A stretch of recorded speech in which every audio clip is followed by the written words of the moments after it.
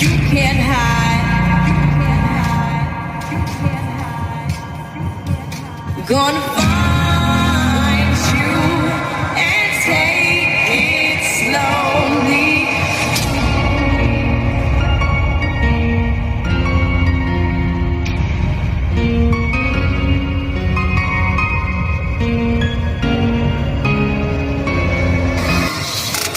Ready or not.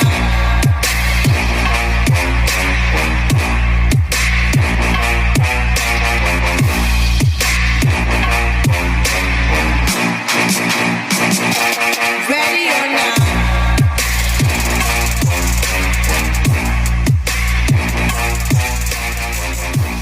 And so, my fellow Americans, ask not what your country can do for you. Ask what you can do for your country. All we say to America is be true to what you said on paper. But somewhere I read of the freedom of assembly.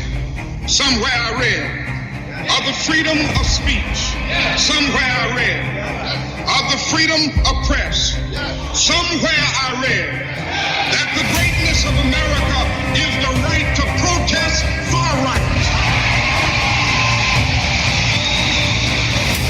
We've got some difficult days ahead.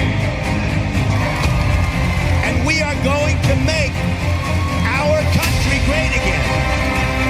I just want to do God's will. I may not get there with you, but I want you to know tonight that we as a people will get to the promised land. Mine eyes have seen the glory of the coming of the Lord.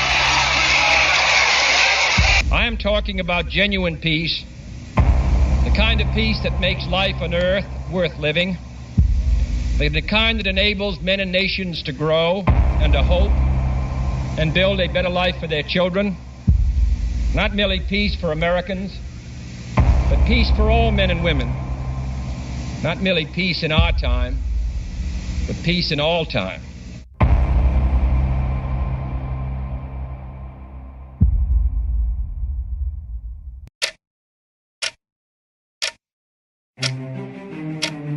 I would like to dissolve the $10 billion National Department of Education created by President Carter.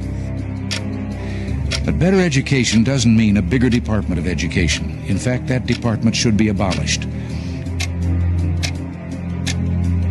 I can assure you that teachers don't want to waste their time making their way through a maze of regulations. Senator Dole, do you still favor eliminating the Department of Education? Yes. We believe strongly that the best path to education reform is to trust the local people.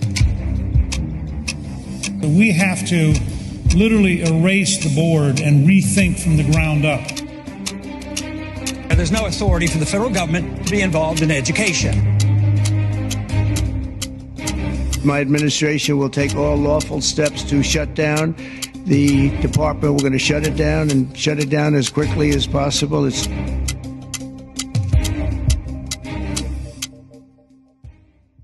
Jeffrey Epstein has every major U.S. politician on video doing something terrible, probably to a child, okay, or to multiple people. The bottom line here is the United States government has become so corrupt that the time has come, I think, to clean the crap out of the stables and start over. Mr. President, is it appropriate, Mr. President, for your family to be doing business in Saudi Arabia while you're president? Is that a conflict of interest? And Your Royal Highness, the U.S. intelligence concluded that you orchestrated the brutal murder of a journalist. 9/11 families are furious that you are here in the Oval Office. Why should Americans trust you? Who are you with? And the same to you, Mr. President. Now, who are you with? I'm with ABC News, sir. You're with who? ABC News, sir. Fake news. ABC fake news. One of the But the worst. question is One of the legitimate, worst sir. in the business. But I'll answer your question. Thank you. I have nothing to do with the family business. I have left, and when I've devoted 100% of my energy. What my family does is fine. They do business all over. They've done very little with Saudi Arabia, actually. I'm sure they could do a lot. And anything they've done has been very good. That's what we've done. We've built a tremendous business for a long time. I've been very successful. I decided to leave that success behind and make America very successful. And I've made America more successful by far than it ever was, and that it ever could have been, no matter who was president. There would be nobody bringing in $21 trillion, that I can tell you right now. As far as this gentleman is concerned, he's done a phenomenal job. You're mentioning somebody that was extremely controversial. A lot of people didn't like that gentleman that you're talking about. Whether you like him or didn't like him, things happen. But he knew nothing about it, and we can leave it at that. You don't have to embarrass our guest by asking a question like that. Just yes, Mr. President, if you allow me to answer. I feel painful about, the families of 9/11 in America. But, we have to focus on reality. Reality based on CIA documents and based on a lot of documents that Osama bin Laden used Saudi people in that event for one main purpose, is to destroy this relation, to destroy the American-Saudi relation. That's the purpose of 9/11. So whoever buying that means they are helping Osama bin Laden's purpose of destroying this relation. He knows that strong relation between America and Saudi Arabia, it's bad for extremism, it's bad for terrorism. And we have to approve him wrong and to build our relation, to continue developing our relation. It's critical in the safety of the world. It's critical against extremism and terrorism. About the journalists, it's really painful to hear, anyone that been losing his life for, no real purpose or nothing illegal way. And it's been painful for us in Saudi Arabia. We've did all the right steps of investigation, etc. in Saudi Arabia, and we've improved our system to be sure that nothing happened like that. And it's painful and it's a huge mistake, and we are doing our best that this doesn't happen again. I think, when people say diversity and inclusion, I think everybody agrees, or most people generally agree that it's a good thing, right? But I think right now we also need to bring in the word equity, right?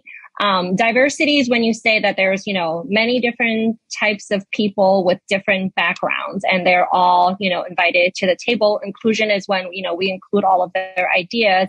But equity is when we make sure that all of the people who are at the table have equal access to making sure that their ideas and their thoughts are heard. And unfortunately, I think some of the statistics that you quoted is that we don't have that much leadership or representation. Mr. President, why wait for Congress to release the X-Files? Why not just do it now? It's not the question that I mind, it's your attitude.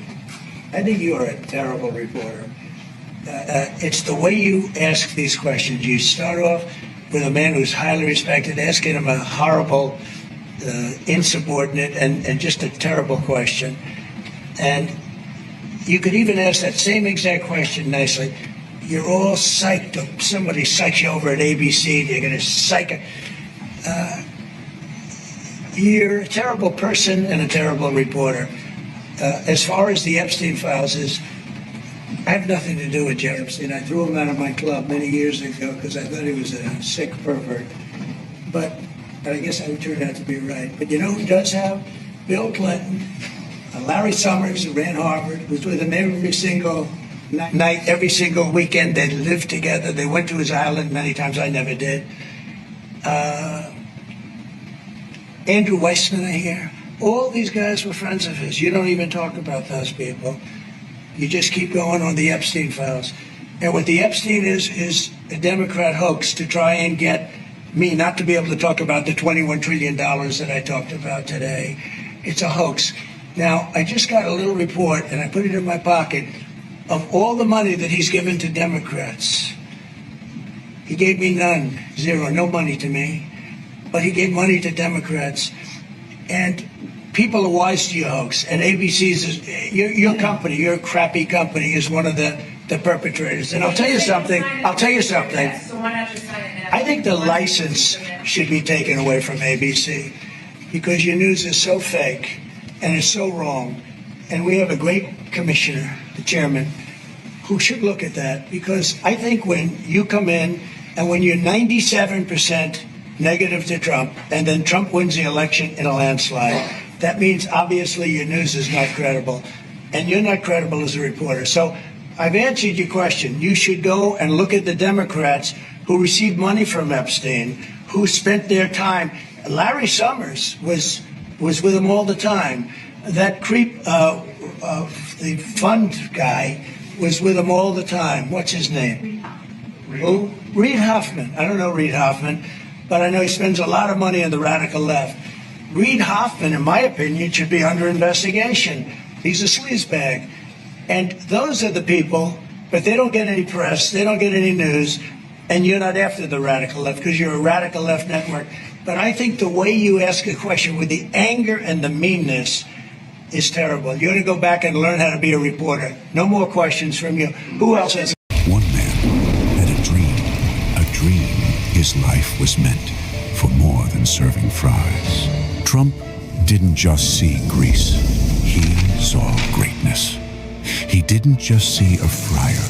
He saw a fresh start for America. This is the tale of the American dream, where nothing is impossible. Look at the crowd over there. Look how happy everybody is. They're happy because they want hope.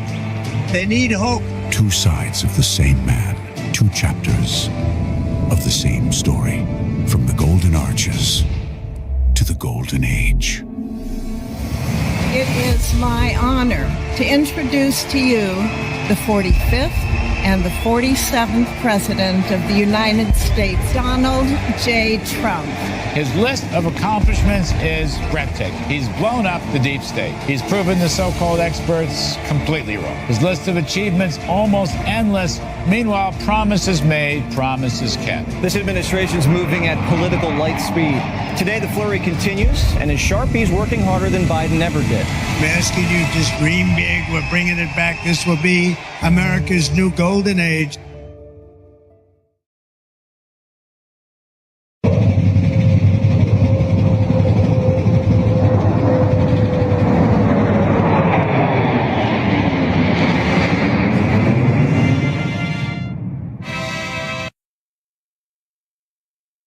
In the 70s, there was about 13,000 homeschoolers. In the 80s, there was 200,000 homeschoolers. The 90s, 850,000. 2000s, 1.5 million. 2010s, 1.7 million. And so far, 4 or 5 years into the 2020s, there's over 5 million homeschoolers, and that number is rising. It's what we did by fighting so hard against the most powerful people in the world, even the President of the United States, in order to make this vote happen today. I was called a traitor by a man that I fought for 6 years for.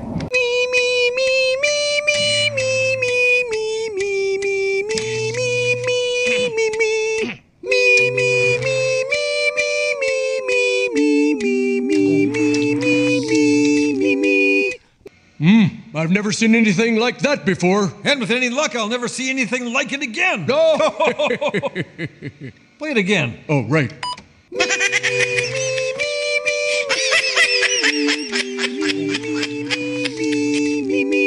Another email shows Democrat fundraisers invited Epstein to an event or to meet privately with Hakeem Jeffries as part of their 2013 effort to win a majority. So Hakeem Jeffries' campaign solicited money from Jeffrey Epstein.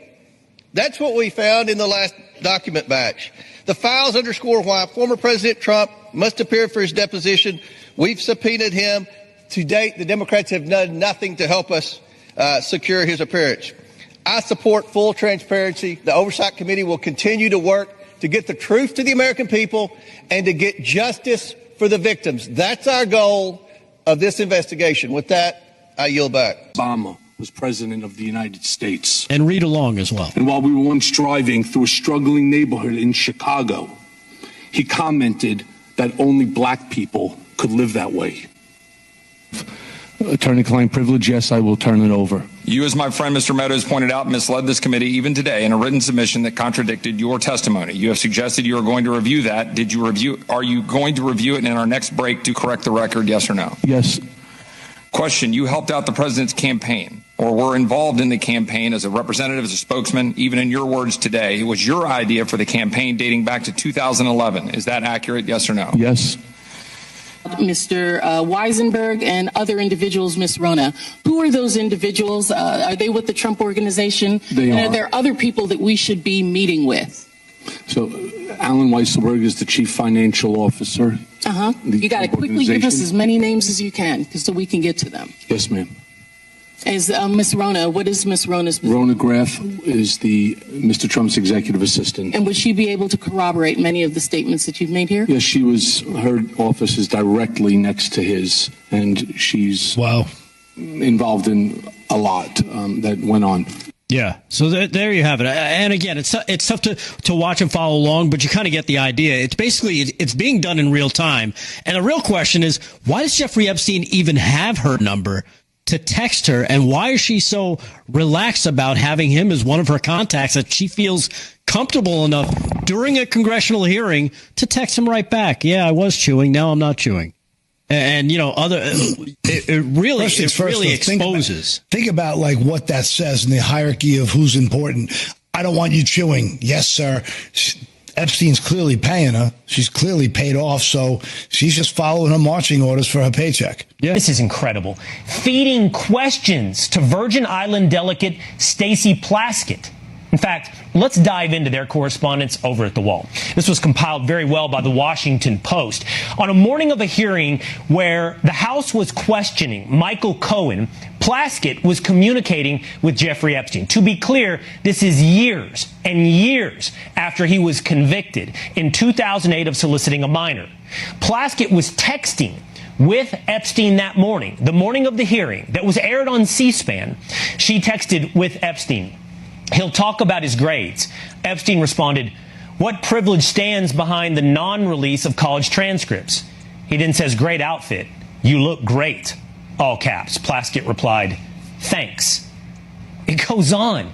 At 10:41 a.m., Epstein, ever the weirdo, texts her, "Are you chewing?" Plaskett responds, "Not anymore. Chewing interiors of my mouth. Bad habit from middle school." Then Epstein asks when Plaskett's turn for questioning Cohen will come up. And she replies, "Hours. Go to other meetings." But then we get to the meeting. Then we get to her turn. Then we get to the questioning of Cohen. And Epstein tells her, "Cohen brought up Rona, keeper of secrets."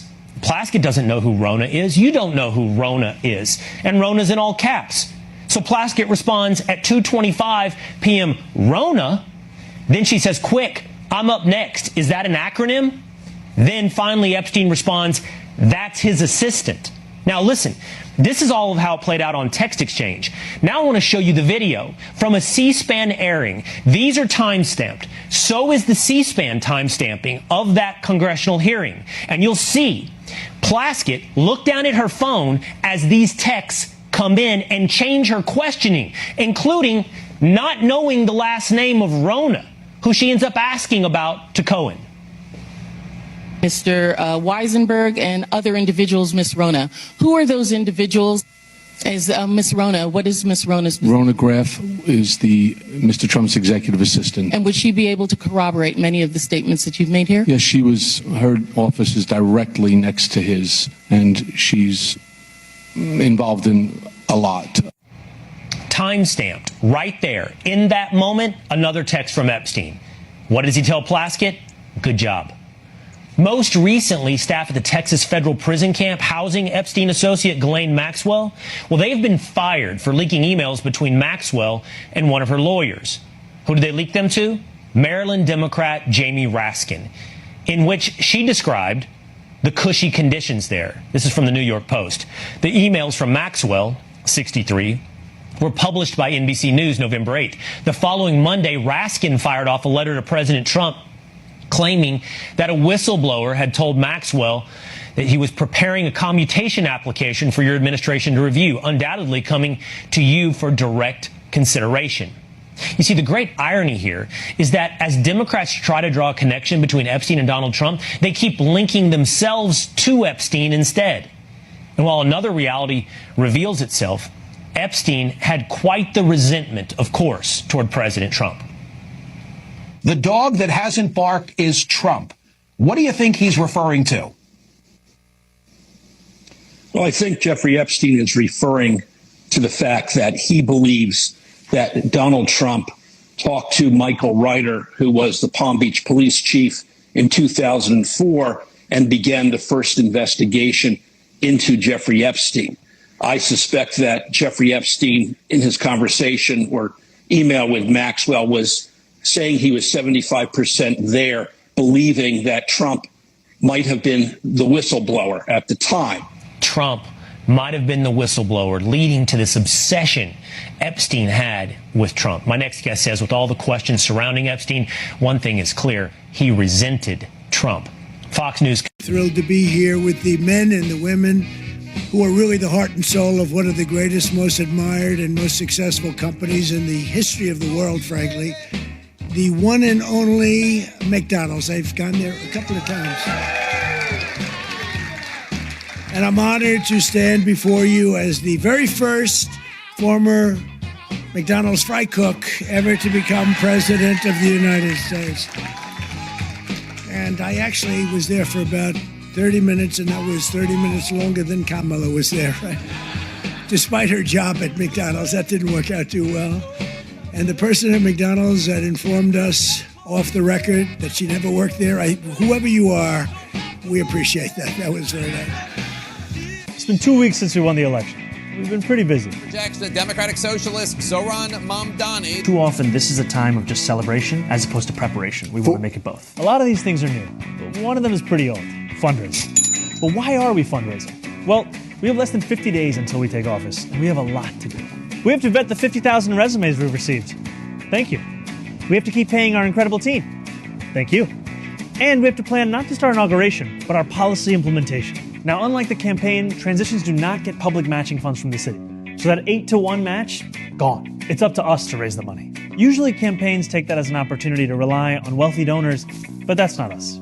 You've already been incredible. We've raised more than $1 million in just 2 weeks. Our average donation is around $77, and more than 12,000 of you have donated so far, which is much lower than the last administration's transition. But we're still asking for your help because we need to raise $4 million in total, so January 1st can be the day we start to deliver, not start to prepare. I hope very soon not to have to ask you for money, but until then, I'm asking for you to go to transition2025.com and give whatever you can to help build a New York that everyone can afford. This is your city, and I can't wait to get to work. No, I'm kidding. Thank you, guys. Thank you.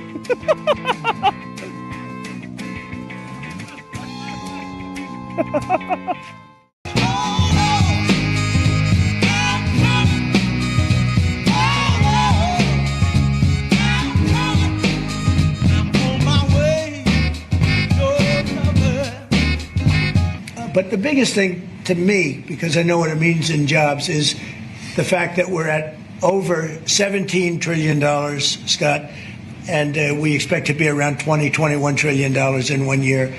And that's many times bigger than in history. The highest number was $3 trillion. And we're going to be at $21 trillion. That means new plants, new AI, new auto plants. We have auto plants coming in from Canada, from Mexico, from Germany. You are so damn lucky that I won that election. I'm telling you. It's true. It's true. It's actually true. I hope the press covers that. This is, sometimes he got up and he ranted and raved and bragged. I don't brag. I just give you the facts. It's true. She called you in it a juvenile and a shapeshifter, and even almost called you a bad word, but she didn't write the whole thing out. Anyway, she is now blaming the campaign, her loss, for the fact that it was short. That's one of the main things she cites. She had more time, could have gotten more traction. Your reaction? My reaction is, if you look at the polling, both the public and the private polling, the problem is not that Kamala's campaign was too short, it's that it was too long. That when people actually listened to what she had to say, her polling went down and down and down. I think that if we had had a 150-day campaign, we probably would have had 3 additional Republican senators, and Donald Trump would have won by an even bigger landslide, because the more people know about Kamala Harris, the more they realize there's no substance there. I mean, agree or disagree with Barack Obama or Bill Clinton, they actually had substance. They could actually articulate a viewpoint. I listened to Kamala Harris for 90 seconds, and I actually feel like I've gotten dumber in the process, and I have no idea what she actually believes. We want the money that would be going to the insurance company, which is hundreds of billions of dollars. You know, their stock prices have gone up by 1,000% in many cases because our country stupidly pays them so much money with this Obamacare. I want the money to go directly to you, the people. And you go out and you buy your own health insurance and you'll negotiate different plans. So I just want to tell the American people, you should not forget this. When we come up to midterms, don't forget what they've done to our country. I also want to call for a termination to the filibuster so that this can never happen again. So with all of that, I just want to tell you the country has never been in better shape. We went through this short-term disaster with the Democrats because they thought it would be good politically. And it's an honor now to sign this incredible bill and get our country working again. Thank you.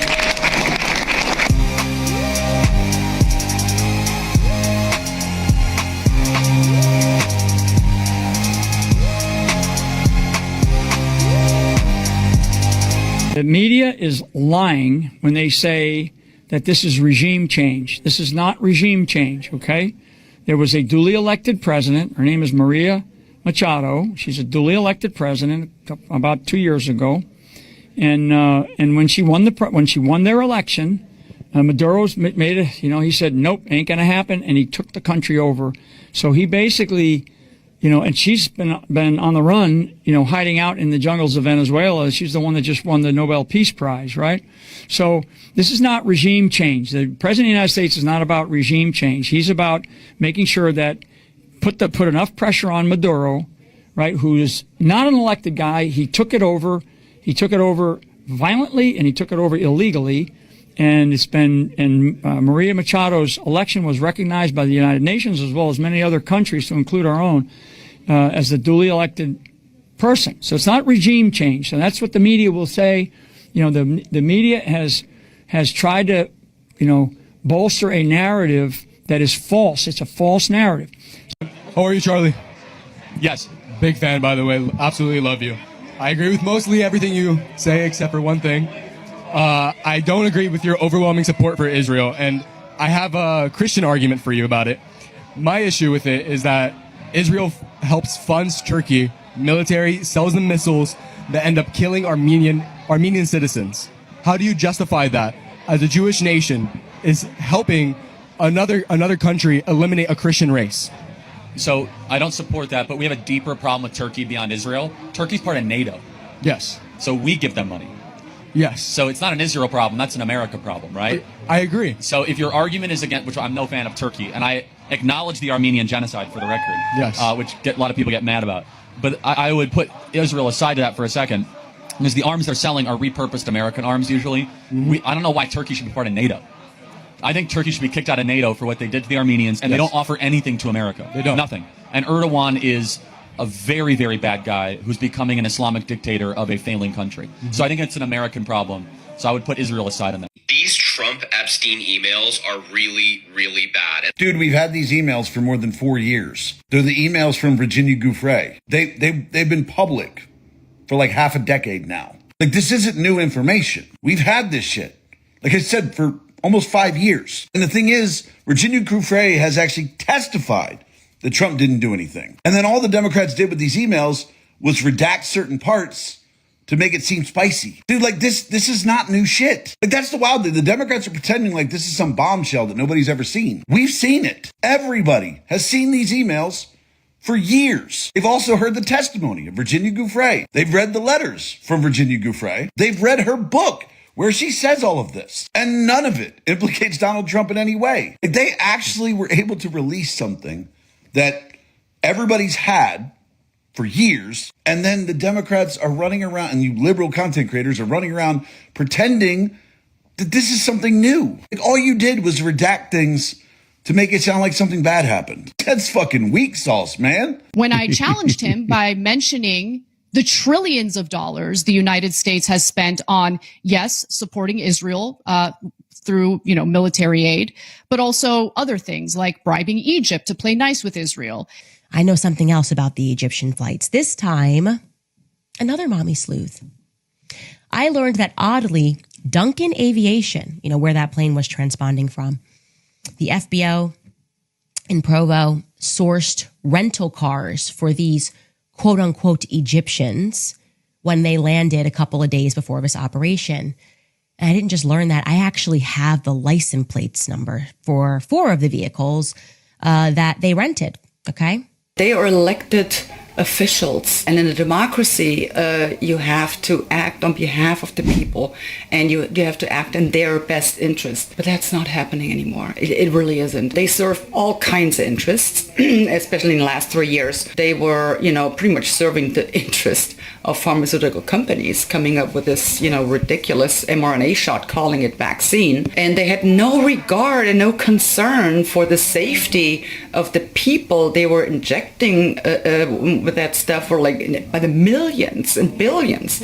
So that is a completely new quality. It's amazing how they're just kind of all doing it. The most scary part about this is they seem to be reading all from the same script. Terms they used, build back better, safe and effective, and no one is safe until everyone is safe. But, these are just words. They're, flaunting around. But what do they mean by, no one is safe until everyone is safe? So obviously it means, well, until everyone got the injection. But is anyone safe with that mRNA shot? I don't think so. And, what we've seen up until now, and there is still more to come, we're finding out more and more every day. And I've said that before, and I will say it again. This whole vaccination campaign, it will go down into the medical books as the biggest medical scandal ever.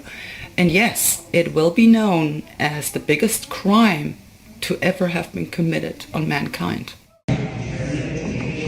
Hey, I'm in Charlotte, North Carolina. I have to talk very quietly because I'm in a church, but check this out. So we'll go over that in a second. And then we'll have you in a signal chat during your shift, and we're asking you to please post the details in the signal chat. This is not a church service. This is a training being run by Siembra, North Carolina. It's called Safe to Work, Safe to School. All those people are here because they do not want Donald Trump's masked armed federal agents on the streets of Charlotte. They watched what happened in LA. They watched what happened in Chicago. And they're all here to be trained about how to get their neighbors and their friends and their coworkers safely to work and safely to school to push back on the Trump administration on what they are doing. It's a Monday night. We are at the Dilworth United Methodist Church in Charlotte, and the turnout is incredible. I'm going to show you again. But we are worried not only about the final reaction by Border Patrol putting people in the immediate area of this, we are worried about we don't want My son, I have a beautiful boy, Barron, and he loves Mike Tyson. He's a big boy. Big boy. He's huge. He's a big boy, 6'9". 6'9". And I couldn't get him to play basketball, play soccer. He's a good athlete too. Good student, Big good boy athlete. for soccer. But he's 6'9". It's insane. Good looking guy, but he is a tall one. There's no question. I say, Barron, I don't want to take a picture next to you. Has there been blowback on Barron because he's younger and more vulnerable? It's not easy, and he's a great kid. He's a good student. He's got accepted to different colleges, but he doesn't say it, and I think he doesn't say it because he doesn't want to hurt me, and he thinks it's possibly a hurtful conversation. But it has to affect my family, and I think that's really unfair because I have a very good family. I have good kids. But think of that. They make up a story, and then they say your son's going to jail for something that they know is false. These are bad people. Is that harder to take than when they're talking about you? Yeah, for me it is. For me, but that's the way it is. It certainly is not a good thing. And my fellow Americans, the storm is upon us.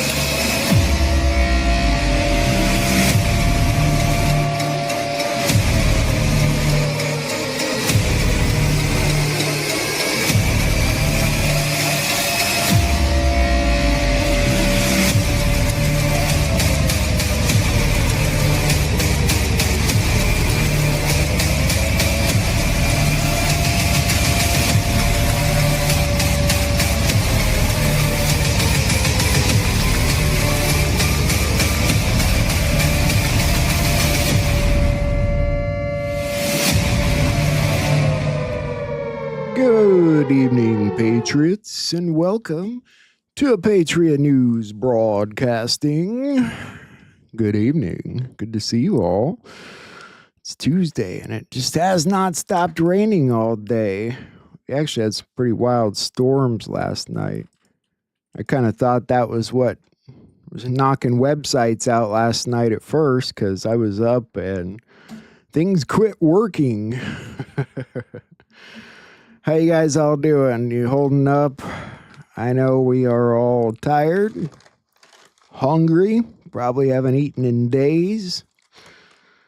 It sucks. Americans are caught in a crossfire, but things sort of had to be this way, and it'll get better. It will get better. We got a lot to look at. What do you guys think about the green light? Can't wait for the green light. Melania was wearing this awesome kind of emerald colored dress today. They always say to keep an eye on Melania's outfits, right? And Freetina Peters was trending today at some point on X, which is a good thing. People are paying attention, as they should be. A new debt clock picture. Debt to wealth, the Fed banking cartel to the U.S. Treasury dividend dollar. Yeah, people would use that about any time now, right? Yeah, holding up. Me too. I've eaten like a thing of ramen noodles for like the past 3 days, but surviving, alive. Barack Obama was one of the worst. Yeah, Democrats seem to miss this. He was there for the young boys. I saw him more times than I can count. Always without his SS detail. Sometimes with his friends George Clooney, Tom Hanks, arrogant, drunk on power, slinking into cabanas with little boys. I added that part. Barely out of childhood. I didn't add that part. That's from Virginia Giuffre. Remember? Does anyone remember that? No. All they keep pointing out is Trump, a name that was never uttered in there once. But Trump is genius with what he's doing. I'm really starting to see it now. Starting to make sense. All day today, they've been talking about, well, they just released the files, unredacted. People are going to get hurt, and witnesses and things. And that seems to be the big debate now. Are these files going to come out unredacted, or is Pam Bondi going to redact things? And how should it come out? What do you guys think about that? I think it's a perfect time to release the files unredacted because it's what the Dems wanted this time. We can just go ahead and blame that on them if anybody gets hurt. I forgot about this. We watched that video yesterday with Archbishop Vigano talking about a dangerous subversive elite infiltrated the highest levels of Western institutions to implement a criminal global plan. He's been saying that for a while now, and I do really like his videos. People should probably pay more attention. Throws out some names: Fauci, Gates, Schwab, Soros, von der Leyen, Borla, and their accomplices. Yep, it's pretty amazing. But we got to get people listening. I think people hopefully will be ready to look at these files when they come out, be it redacted or unredacted. People on the left, will they pay attention, or will they be like, oh, Trump's name's not in there, so these are fake? I mean, what do they expect if these files been sitting there for years and years and years? I'm surprised there's any files left. So if you paid attention to the vote today, only one person in the House voted against releasing the files. That was Clay Higgins. The Senate did it unanimously right afterwards. So this is already ready to go to Trump's desk. Clay Higgins gives his reasons. I've been a principal no on this bill from the beginning. What was wrong with the bill 3 months ago is still wrong today. It abandons 250 years of criminal justice procedure in America. As written, this bill reveals and injures thousands of innocent people, witnesses, people who provided alibis, family members, etc. If enacted in its current form, this type of broad reveal of criminal investigative files released to a rabid media will absolutely result in innocent people being hurt. Not by my vote. The Oversight Committee is conducting a thorough investigation and has already released well over 60,000 pages of documents from the case. That effort will continue in a manner that provides all due protections for innocent Americans. So, either way, I don't believe the Senate ever amended the bill. I wondered if, they were going to mess it up or something. At one point, Mike Johnson's like, the bill had errors, the Senate will have to fix. I'm like, I wonder if they did that on purpose, but doesn't seem to be the case. I think this is one big trap, just like Trump told you right over here. Let's start talking about the Republican Party's record-setting achievements and not fall into the Epstein trap. It's exactly what it is. But again, will it affect the people on the left? Will they pay attention to these names? Are they paying attention to them now? Obama, Clinton. I don't think they are, but maybe. I'll show you what Chucky said today. Madam President. Mr. President, excuse me. It's okay, Democrat Mr. leader. President, and I ask unanimous consent that the quorum be dispensed Without with. objection. Well, Mr. President, Donald Trump has tried to cover up for Jeffrey Epstein long enough. It's time that the Senate finish the job to finally compel the Department of Justice. Is that not ridiculous? You know that's a fake Chuck Schumer. I mean, Donald Trump's the only one that's been bringing up the guy's name. If Donald Trump didn't get into office in 2016, you wouldn't be hearing about Epstein right now. In fact, Donald Trump's the one, didn't he, that had him arrested? So, what are they talking about? Are they nuts? And Trump does seem to give off the impression that he's going to sign this once it reaches his desk.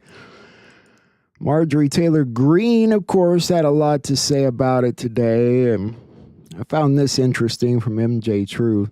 I believe the current public fight between Trump and Marjorie Taylor Greene is very similar to the earlier feud between Trump and Elon Musk, manufactured for effect.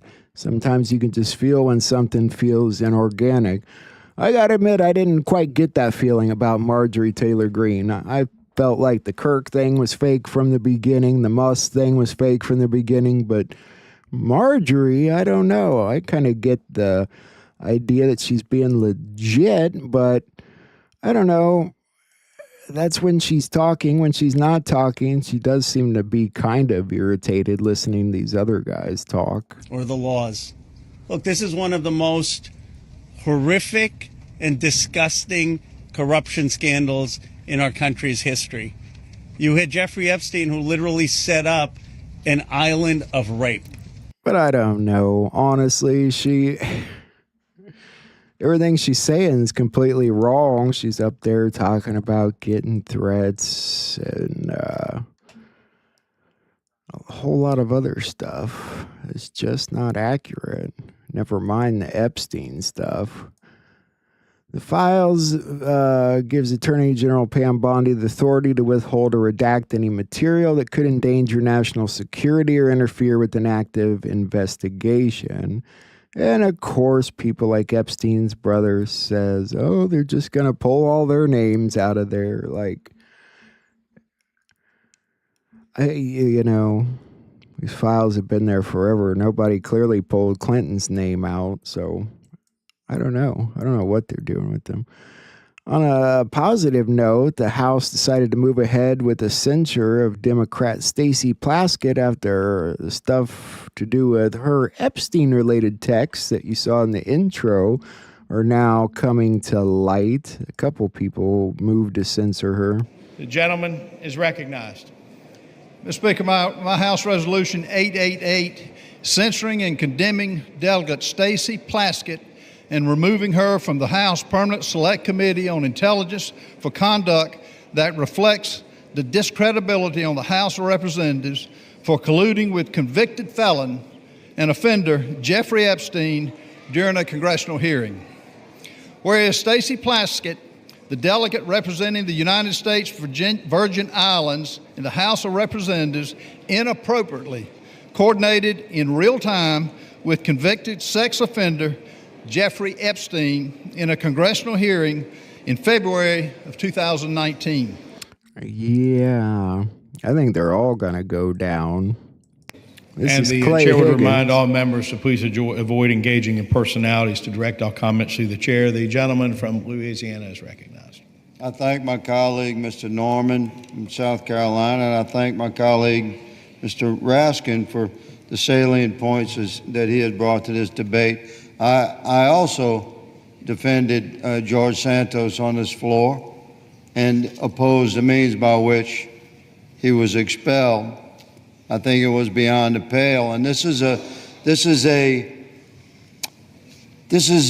responsibility that we bear in this body, is to determine the means by which our colleagues shall be reprimanded or disciplined. And the Constitution is clear on this. My friend, Mr. Raskin, knows full well that this body controls the means by which and the rules by which the members of Congress shall be disciplined. So we've had variances of opinions regarding, the exact. Yeah. It takes him a minute to get to a point, doesn't it? Meanwhile, seem to be having some trouble getting the Clintons to even sit down to answer questions. I wanted to show you a couple things regarding that. Once that resolution passes, the DOJ has 30 days to release everything they have on the dead pedophile. That includes the flight logs, his connections to powerful people, DOJ and FBI investigation files, and information about his 2008 sweetheart deal and his death in federal custody. Now, we're not going to get everything. The DOJ can hold back anything related to national security, which could be a lot because Epstein was likely intelligence, as well as grand jury testimony and anything sealed. Representative Anna Paulina Luna just announced that Bill and Hillary Clinton are refusing to testify in front of the House Oversight Committee investigating Epstein. All of these Democrats screaming about Epstein are suddenly turning into cowards. No wonder men are leaving the Democrat Party. They look ridiculous anyway because it took them that long to even say the word Epstein. I've seen this video. I don't know if it's got any good information or not about the Clintons.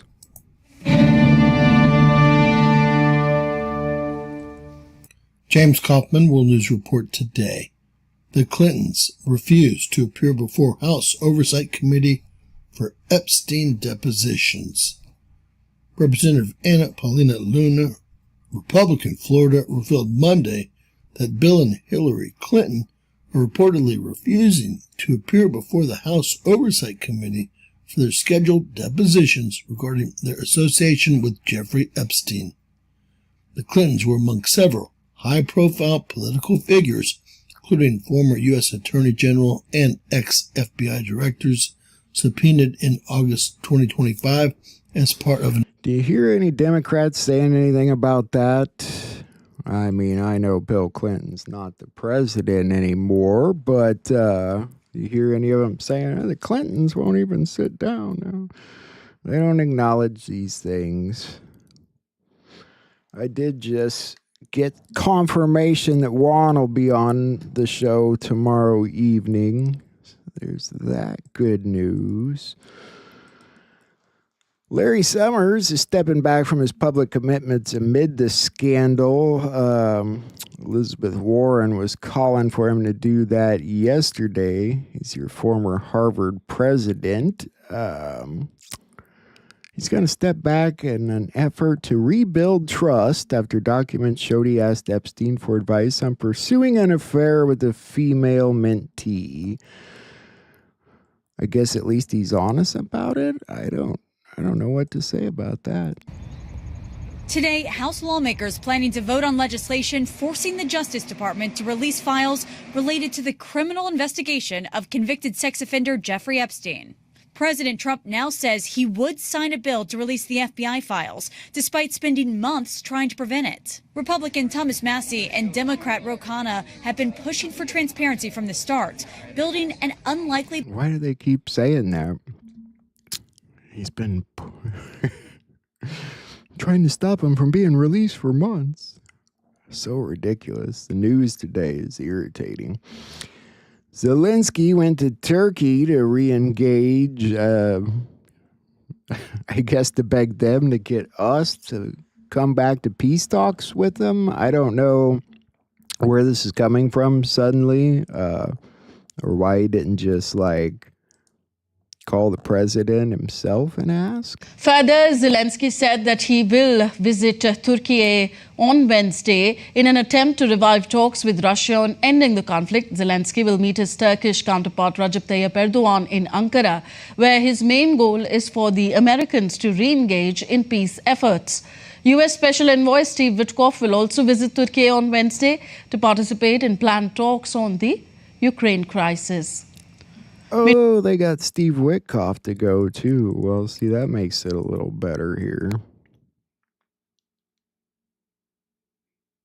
The full-scale invasion of Ukraine by Russia is fast approaching its fourth year, settling into a grueling war of attrition where the front line has hardened into a deadly stalemate. Yet beneath the clamour of constant warfare, a new and determined diplomatic offensive is unfolding. Central to this effort is the president of Ukraine, Volodymyr Zelensky, who undertook a critical visit to Turkey this week, aiming to breathe life into stalled peace negotiations. Yeah, but is Europe going to let Zelensky get away with that? Especially after they just gave him fighter jets. Putin gets blamed for everything. He's getting blamed for this today. A strike on Ukraine left him without power. And of course, he's getting blamed for the attack in Poland, even though they have no proof whatsoever in the slightest. Russia's accusing Poland of Russophobia after being linked to their railway sabotage. Poland's top general has issued a stark warning, claiming Russia is actively preparing for war against NATO. This comes after a key rail link between Warsaw and Ukraine was blown up in what Polish officials called an unprecedented act of sabotage. General Wiesław Kukula, chief of the Polish Armed Forces, said Russia had begun the period of preparing for war. They don't even know for sure that it was blown up. So how do we live in this world suddenly where you don't need proof for anything? Like the stuff Candace Owens is talking about, no offense to her. None of it now. It's just like you can pull things right out of your behind and slap them on the screen. We had outages last night, of course. I talked about that. Let's get back to our breaking news right now. Internet infrastructure provider Cloudflare says it's deploying a fix for an issue that caused global outages for multiple prominent internet services. All right, so what's involved? Well, we're talking ChatGPT, X, transit infrastructure, among other services. So you may have noticed that some of your apps, if you use these, acting a little buggy. This is apparently a very widespread issue. Eyewitness News reporter Nina Pineda joins us now with those breaking details. Here we go again. Yeah, I mean, I couldn't even get on the weed website to look at the new stuff on the menu. Not that I have money to buy it, but, you know, I was bored at 3, 4 in the morning when I finished my work. United Kingdom and members of the House of Lords have been warned by MI5 that they face a significant risk of espionage from China. Interesting turn of events with these two. Security Minister Dan Jarvis With your permission, Mr. Speaker, our intelligence agencies have warned that China is attempting to recruit and cultivate individuals with access to sensitive information about Parliament and the UK government. MI5 have stated that this activity is being carried out by a group of Chinese intelligence officers, often masked through the use of cover companies or external headhunters. We are also working on new powers to counter foreign interference, including... No, I don't think Zelensky's Witkoff. You know, I get the idea of some of these guys playing dress up or people replacing people, but kind of doesn't make sense, you know, to just have everyone playing somebody else. Mexican President Sheinbaum responded to Trump's statement last night. Mexico's President Claudia Sheinbaum responded to comments made by Donald Trump about potential U.S. strikes in Mexico, stating that such strikes would not happen. Trump's comments came after he mentioned the possibility of military action against drug cartels in Mexico. This situation follows previous U.S. military action against drug smugglers in the Caribbean. Here's the thing, though. The Mexican people are begging for Trump. Listen, see? Come and help us, and please come and get the shit out of Mexico. Come and get Obrador. Come and get Claudia Sheinbaum. Gracias, muchas gracias, gracias. Bueno, son muy distintos. ¿Y preferías a Donald Trump, presidente de México, que es Claudia Sheinbaum? Ah, sí, 1000 veces sí. ¿Y qué le parece sobre Donald Trump? Que está haciendo un buen trabajo. ¿Y qué le parece sobre la militarización de los Estados Unidos? Pues también igual, si estuviera aquí como el país, tampoco no estaría bien. Seem to like Trump down there south of the border. Interesting, huh?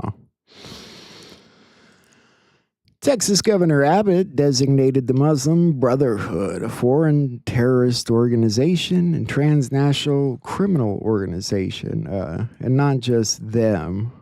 And we all knew this was coming. Texas Governor Greg Abbott signed a proclamation this morning designating the Muslim Brotherhood and the Council on American Islamic Relations, or CAIR, as both terrorist groups and criminal organizations.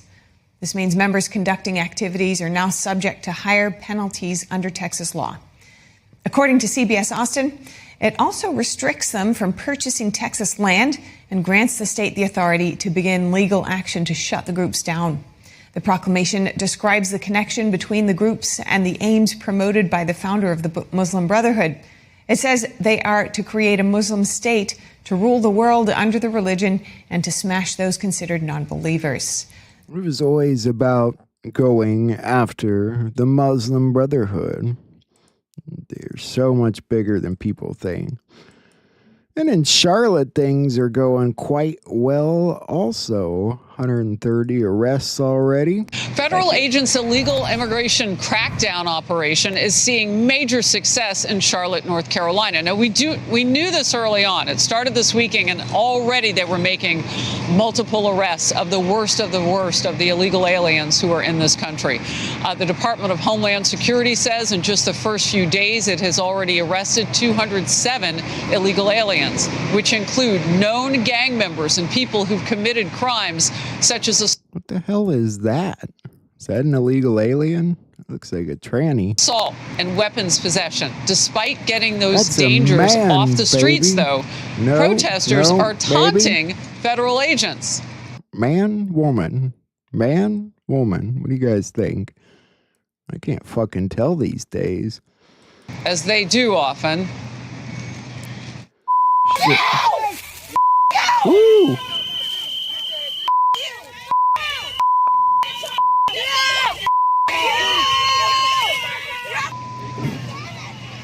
What the fuck are they doing out in the woods? Okay. And Tom Homan was on talking about where he's headed next, the great city of New York.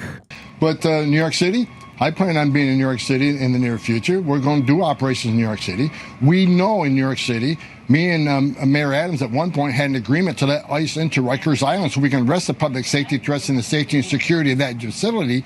but the city council shut it down. So we're going to be coming to New York City. We're already there now. I mean, teams are there now. But we will increase the enforcement presence in New York City, again, because they're a sanctuary city, and we know we have an issue there with public safety threats sitting in the street every day. With that answer. We're already there. I mean, we're coming. We're pretty much already there. But and they badly want to get rid of the Department of Education. 43 days of shutdown and the schools stayed open. Students went to class and teachers got paid. Democrats kept the government shut down for 43 days. Flights were delayed. SNAP benefits ran dry. Small business and housing loans were frozen. But one major component of life for American families went virtually unaffected: education. The Federal Department of Education furloughed 90% of its staff. And what happened? Nothing. Schools stayed open. Students went to class. Teachers got paid. The shutdown proved our schools don't depend on Washington bureaucracy to function. If 90% of an agency supposedly governing education can disappear for weeks without disrupting education, do we really need it at all? No, we don't. I'm sure people will argue that one all day long, but no, we don't. As you know, Trump met with Mohammed bin Salman today. Talked a little bit about the Abraham Accords. They announced they're going to invest $1 trillion into the United States. The man got a greeting like none I've ever seen before.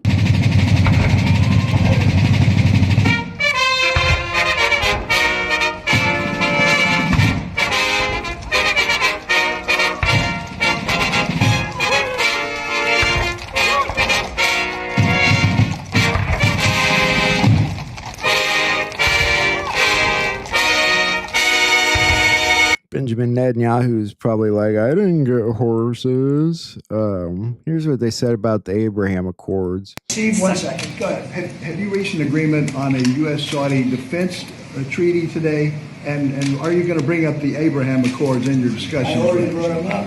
What did you say? I think I got a positive response. Would you like to respond? Yeah. So definitely, we believe having a good relation with all Middle Eastern countries is a good thing. And we want to be part of the Abraham Accord, but we want also to be sure that we secure a clear path of two-state solution. And today we have a healthy discussion with Mr. President that we're going to work on that to be sure that we can prepare the right situation as soon as possible to have that. I think I don't want to use the word commitment. I think that man right there is going to play a huge part in the future of the Middle East. He said he very much wants to find a two-state solution for the Israel-Palestinian problem at the moment. First, being right there, they could play a huge role in overwatching the place, keeping security, something of the sort, making sure both sides do what they're supposed to be doing. Trump invited Elon Musk to join him for dinner tonight. Yummy. Hope they're enjoying it. A lot of Americans are very hungry right now, but I'm not complaining yet. Speaker Johnson, I forgot this part, says the Epstein legislation will be changed in U.S. Senate. Oh, I did mention that. The errors and his brother. I did mention both of those. Mark Levin's reason for not debating Tucker Carlson is because Mark refuses to give Tucker a platform, saying that Tucker only wants Mark to help him with his ratings, even though Tucker's got 5 million followers and Mark's got 84,000. It's pretty interesting, huh? Big change with the Palisades fires. This could be good for the guy that they're blaming the fires on. California is now being accused of causing the deadly fires through intentional mismanagement and lying in court. Newly obtained court filings and records suggest that the California state government is solely responsible for the devastating wildfire which killed 12 people. A state park rep arrived on the scene at 4 a.m. after being notified by the fire department just after midnight, contradicting the state's claims of no prior notice. On January 2nd, another state rep directed firefighters, prohibiting them from bulldozing certain areas, which allowed embers to reignite and spark the larger Palisades fire 6 days later. Let's look. Tonight, we have new exclusive details on the investigation into the handling of the deadly Palisades fire in California. News Nation investigative correspondent Rich McHugh obtained documents that may show that the state is, in fact, solely responsible for that fire and possibly for the deaths of the 12 people who died.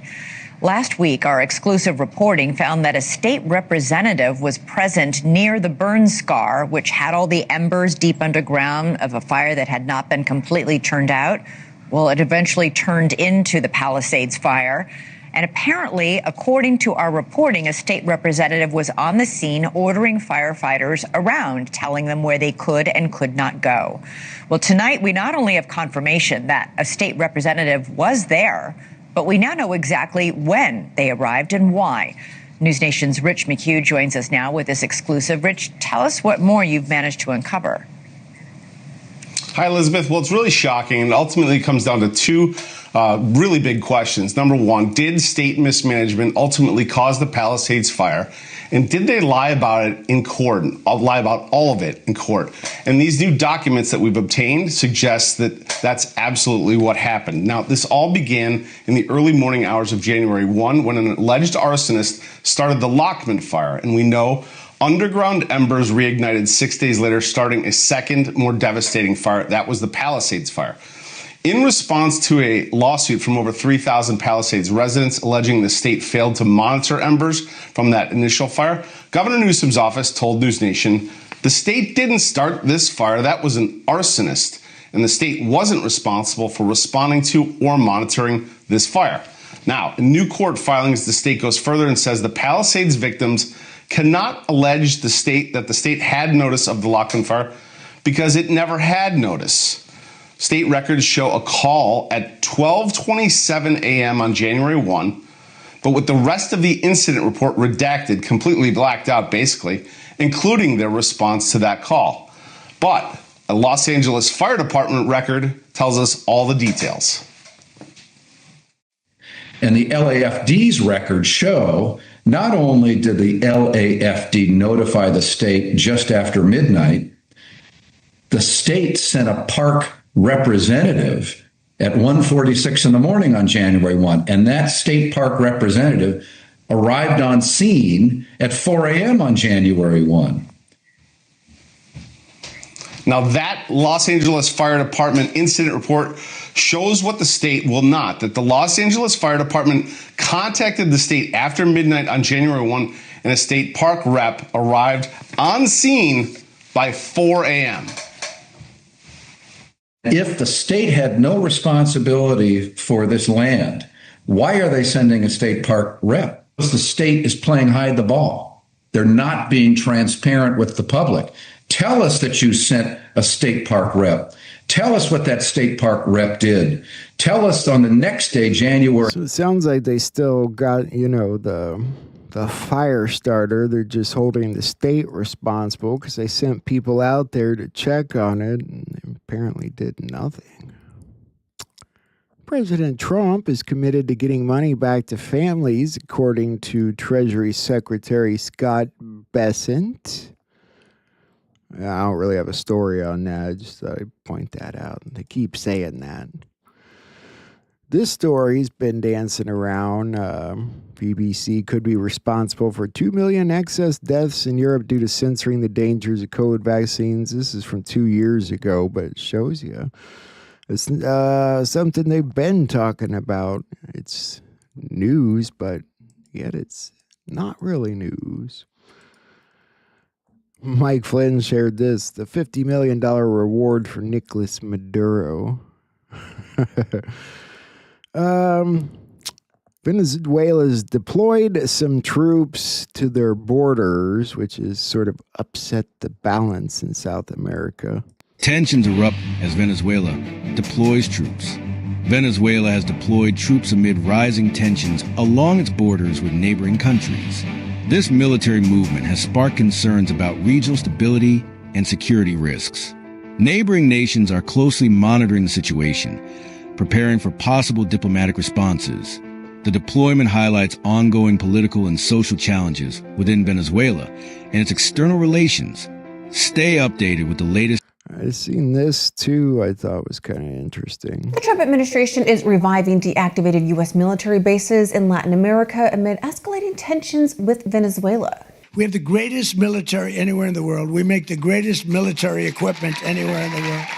The Pentagon has reinvigorated the Roosevelt Roads Naval Station in Puerto Rico, deactivated in 2004 by deploying F-35B fighter jets, Osprey aircraft, and helicopters, with construction crews now repaving taxiways and overhauling infrastructure. In Panama, the U.S. launched a new jungle warfare training program at the former Fort Sherman base, transferred to Panama in 1999 following a deal for increased American troop presence. A proposal to revive bases in Ecuador failed in a vote, but satellite images show U.S. troops and contractors at other regional sites. We're there. See, we're down there. We're everywhere. We've got lots of allies down there now, thanks to President Trump. It's interesting. Well, Candace Owens had this to say today. She keeps going and going. She announced an internal financial audit at Turning Point USA 1 week before Charlie's assassination, and we had heard briefly about that before.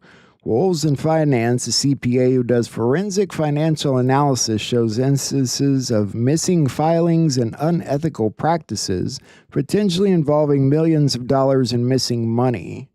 Do donors know Turning Point is transferring millions of dollars to their own endowment to invest in the stock market? Shouldn't that money be spent on operating their nonprofit? It probably should. Other than that, she's like really going after those Egyptian planes and cars. She was talking about cars they rented while they were here, and she tracked down the place and the cars and the license plates. And now she's looking for pictures to see if they were in the crowd particularly. And somebody even shared a video. Let's see if I got it here. What looked like someone following someone else from Turning Point.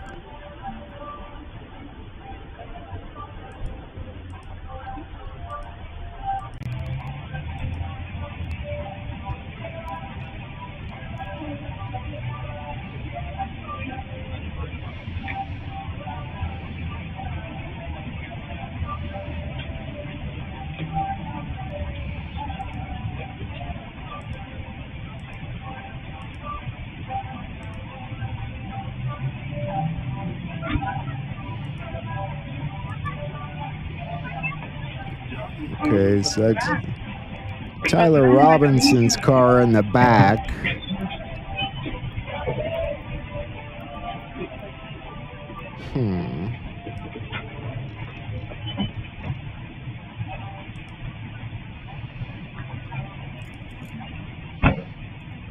Speed this up a little bit.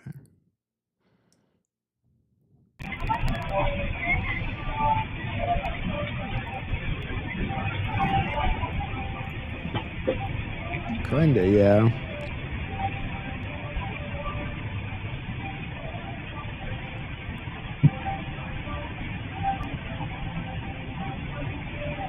As the car goes the other direction, then loops back around. I don't see it leaving at all. I don't know what. Okay. I don't know. I think Candace is not doing the right thing, just going off of random emails. I mean, if it takes her deeper into her investigation, more power to her, but that's some hard evidence to make go anywhere. Laura Loomer claims that the GOP is a Nazi problem and that we are loaded with Nazis. And don't tell her we're not full of Nazis. Laura, we're not full of Nazis, you idiot. In fact, I was kind of a jerk to the Proud Boys guy the other day, and since then I've been talking to people and reading stuff, and they actually sound like they're halfway decent people, so see what you've done to us. President Trump says he knows his choice already, who will be the new Fed chair to replace Jerome Too Late Powell. Here's a fun fact. Jerome Powell's the 16th Fed chair. His replacement will be the 17th. What if there isn't a replacement? I mean, if we're gonna, eventually get rid of the Fed, why don't we just get rid of the Fed chair and not replace him? That's my vote. What do you guys think? Or will we replace him? We sort of seen this earlier. It's just the confirmation back from 2013 of Hakeem Jeffries talking with Jeffrey Epstein and getting donations from him. I was surprised about that one. Hakeem Jeffries and Stacey Plaskett, I never knew they had anything to do with Epstein, but they keep digging at Trump, and what keeps coming out of the ground? More Democrats.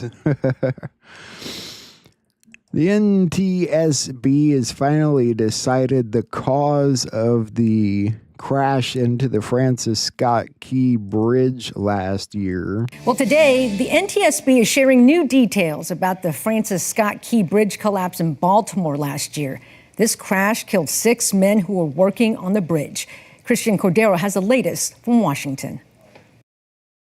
Today, a year and a half after the Baltimore Bridge collapse killed 6 people and brought one of the nation's busiest ports to a screeching halt, the NTSB is weighing in, voting on the crash's probable cause and how it could have been prevented. This tragedy should have never occurred. Lives should have never been lost.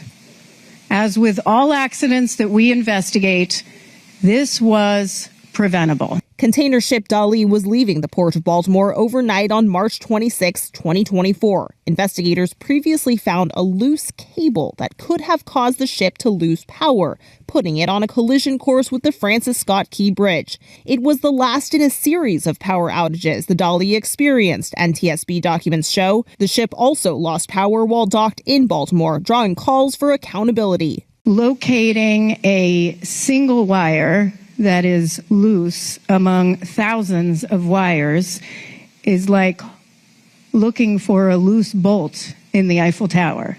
The 6 men who died were working on the bridge when it collapsed. Their families have filed a wrongful death lawsuit against the Dali's owner and operator. In a preliminary report released this past spring, the NTSB issued safety recommendations for the owners of nearly 70 bridges nationwide, saying,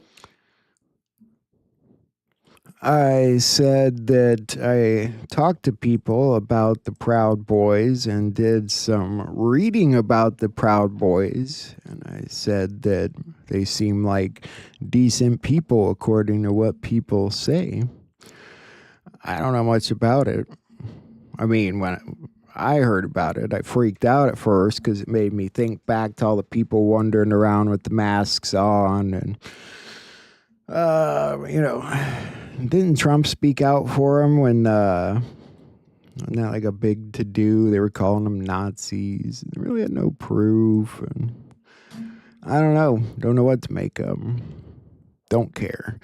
When is Dick Cheney's funeral? The funeral service is the 20th, this Thursday. It's unknown at this time whether President Trump will be attending the funeral or not.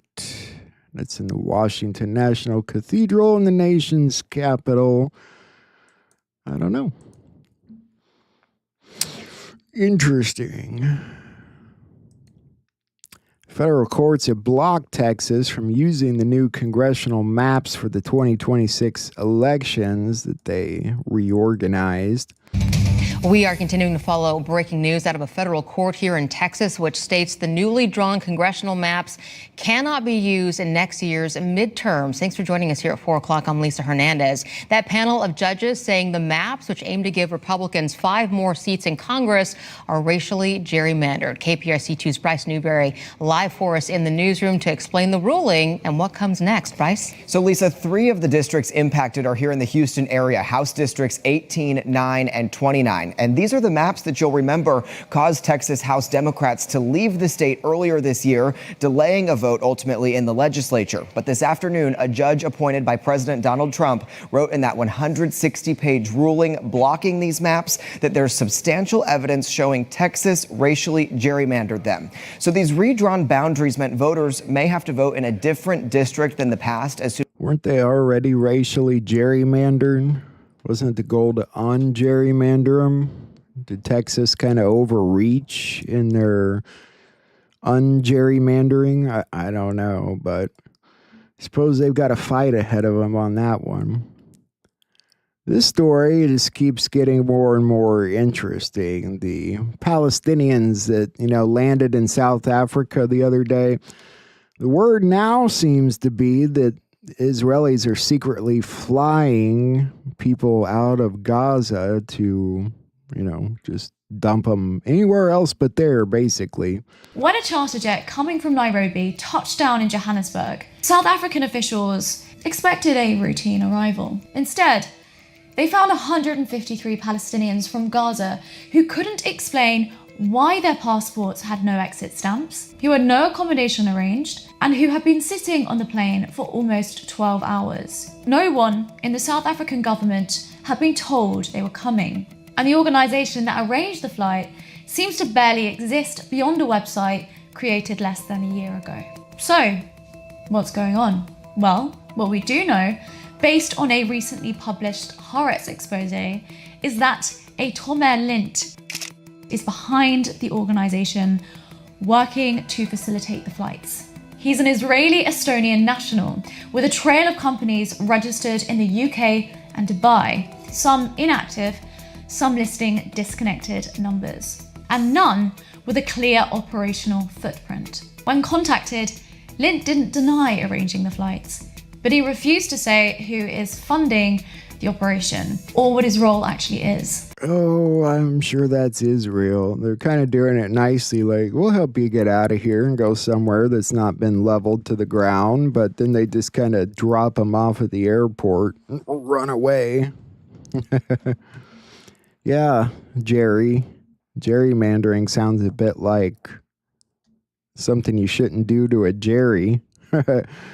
Oh, check out the news today. You had a little 4.1 rattle in California, but the news made it sound like the sky was falling. Powerful earthquake slammed the California coastline, sending shock waves hundreds of miles up the coast.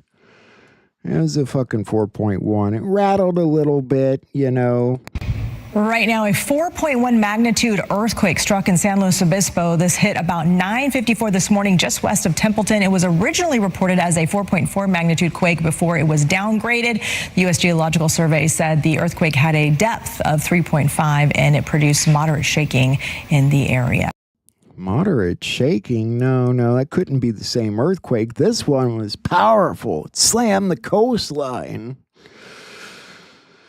Idiots. That's why we don't trust the media. Reid Hoffman is taking it upon himself to help World Without Exploitation to run this ad on Monday Night Football, calling for the Epstein files to be released.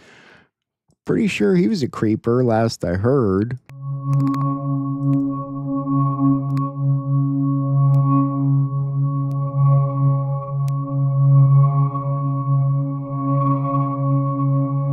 I suffered so much pain. So much pain. So much pain. I suffered so much pain. I was 14 years old. I was 16 years old. I was 16. 17. 14 years old. This is me. This was me. This is me. When I met Jeffrey Epstein. This is me when I met Jeffrey Epstein.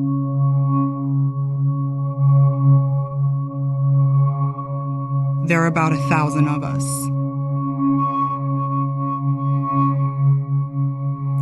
A 1,000? Yeah.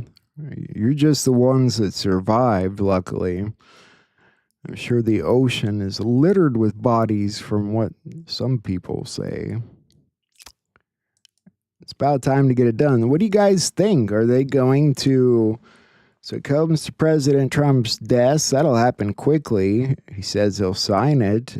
Will Pam Bondi redact things? Or will they dump it? Will they dump it all?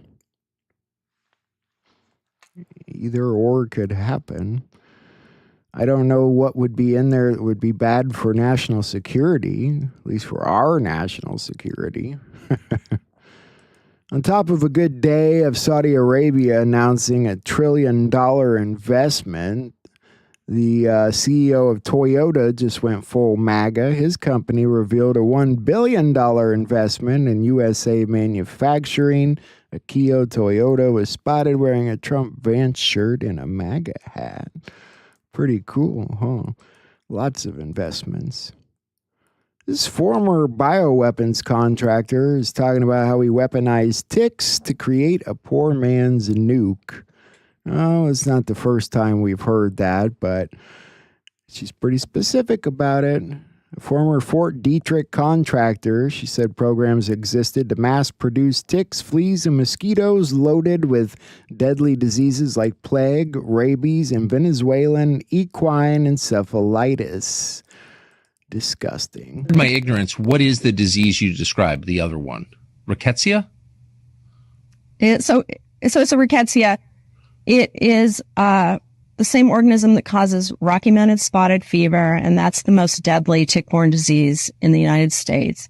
It also was a germ that was being weaponized by the U.S. military at the time, and they tried to stuff it in ticks. I mean, so what is tick weaponization? So in the interviews with Willie, what he said was, I spent over a decade in the biological weapons program, a contractor to Fort Detrick, working on weaponizing fleas, ticks, and mosquitoes, trying to mass produce them, stuffing fleas with the plague, stuffing mosquitoes with deadly Trinidad virus, and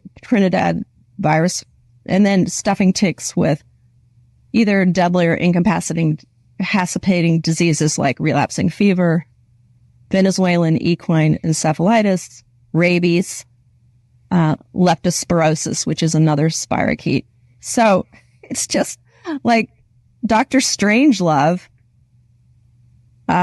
trying to make new diseases, mixing bacteria and virus in ticks with the intent of, this is the perfect stealth weapon. It's poor man's nuke. You drop these insects on an enemy. It weakens the population. It ties up the medical resources, but doesn't destroy infrastructure like a nuclear bomb would. And in one report from a bean counter in the military, they said, tularemia, which is tick-borne tularemia, also rabbit fever, we can kill 10,000 people at $1.33 a life. So anyways, it was just, there was more to tick-borne diseases than we realize. And we spent so much time and money trying to come up with cheaper ways to kill people. What a waste. What a waste. What a waste of time and money. Isn't that how Lyme disease got about, if I remember right? President Trump and Secretary Noem have just entered the U.S. into a massive partnership that will assert American dominance in the Arctic over Russia and China. Icebreaker ship production will now surge between the U.S., Finland, and Canada. Thank you, Madam Secretary, Ambassador Hillman, and Minister Buiso, for your partnership, leadership, and dedication to this initiative. With the signing of the joint statement of intent, we've taken another step forward in ensuring that our nations are prepared to meet the challenges of the Arctic and the Southern Pole region while fostering economic growth and innovation. All right. So, I believe that is the news for today. And I've got something else we're going to look at here. Double checking to make sure there's nothing else. All right, let me bring this up. A couple things we're going to look at tonight. Somebody sent me this before the show. Thank you, Bill and Aaron. It's a new interview with Jan Halper Hayes, who you might remember was here for a brief moment on the Mark Cook, what's-her-face debate. So, love hearing from Dr. Jan Halper Hayes. We're going to listen to that, and then there's a little something with Juan we'll listen to. We'll see what kind of time we got left. Juan will be here tomorrow with us at 7 p.m. Central Standard Time, so join us if you want to, throw some questions in the chat or something. I'll try and get to those. I've got some stuff I'm looking to ask just to hopefully get us all kind of back on track, but looks like it's been a good day for the country compared to yesterday, so let's check it out. I'll be with you in the chat. In the Yukon and Northern Ontario. Then many of you know that in my corporate job after that, I was down at ground zero just shortly after all 3 World Trade Center towers were demolished by directed energy weapons and controlled demolition as the false flag deep state attack on America and the world to hijack consciousness. Speed Brad up a little bit. Get to Jan. These guys talk. And there she is. Writing something and suddenly looked at the time and went, oh my gosh, I'm so sorry. Hi, everyone. Hi. The girls are back in town. The girls are back in town. Yeah. And it's 2:22 my time Central, so angel numbers of faith are showering down on us. He came in at the same time anyway, because they're playing with Susan Price's feed, so she dropped off and you came in, and so wonderful to see you again. How are you? I am well. As she says hesitantly, I packed up my life, my 24 years in the UK, and a week ago with my 6 suitcases came because I'm at least going through the vetting process. I still don't know if I will have my permanent role at the Department of Defense, but things are moving forward. And yet there was someone else that General Tata wanted, who was a Chinese expert, and he didn't pass his vetting, but he had served in the first administration. So you never know. But I'm here in DC. I'm about to take an apartment, and I'll make it work one way or another. So, yeah. Wow. Yeah. Wow. Nice to see you both. Nice to see you too, Jan. Yeah. Wonderful. Wonderful. Well, we send good prayers and energy your way for that posting to come through after the vetting is done at the DOD. And again, salute and hats off to General Tata and for what he is doing now, appointed by Secretary Hegseth. Just incredible that he's returned after everything he's done. I guess he won't be publishing any books for the next little while. Well, I'll tell you exactly one of the reasons that I was delayed is that he has a new book coming out November 25th, and he cannot promote it. So he had asked me if I would do it. And so I was crafting my ex post and making sure that it was really good and then telling him I had done it. So, and asking all Double Crossfire fans to help me put this on the bestseller list because Tony can't say anything about it. And I will tell you, it is his best book yet.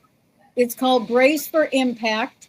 Yeah. And he introduces a female protagonist of former military police who becomes an air marshal But what he weaves in is she's got a genius 11-year-old son who ended up with this chopper crash, taking some of this software.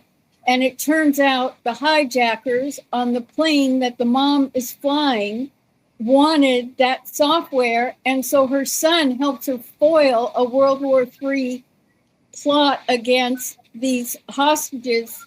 And there's all the ingredients of the U.S. rogue operators working with the Chinese.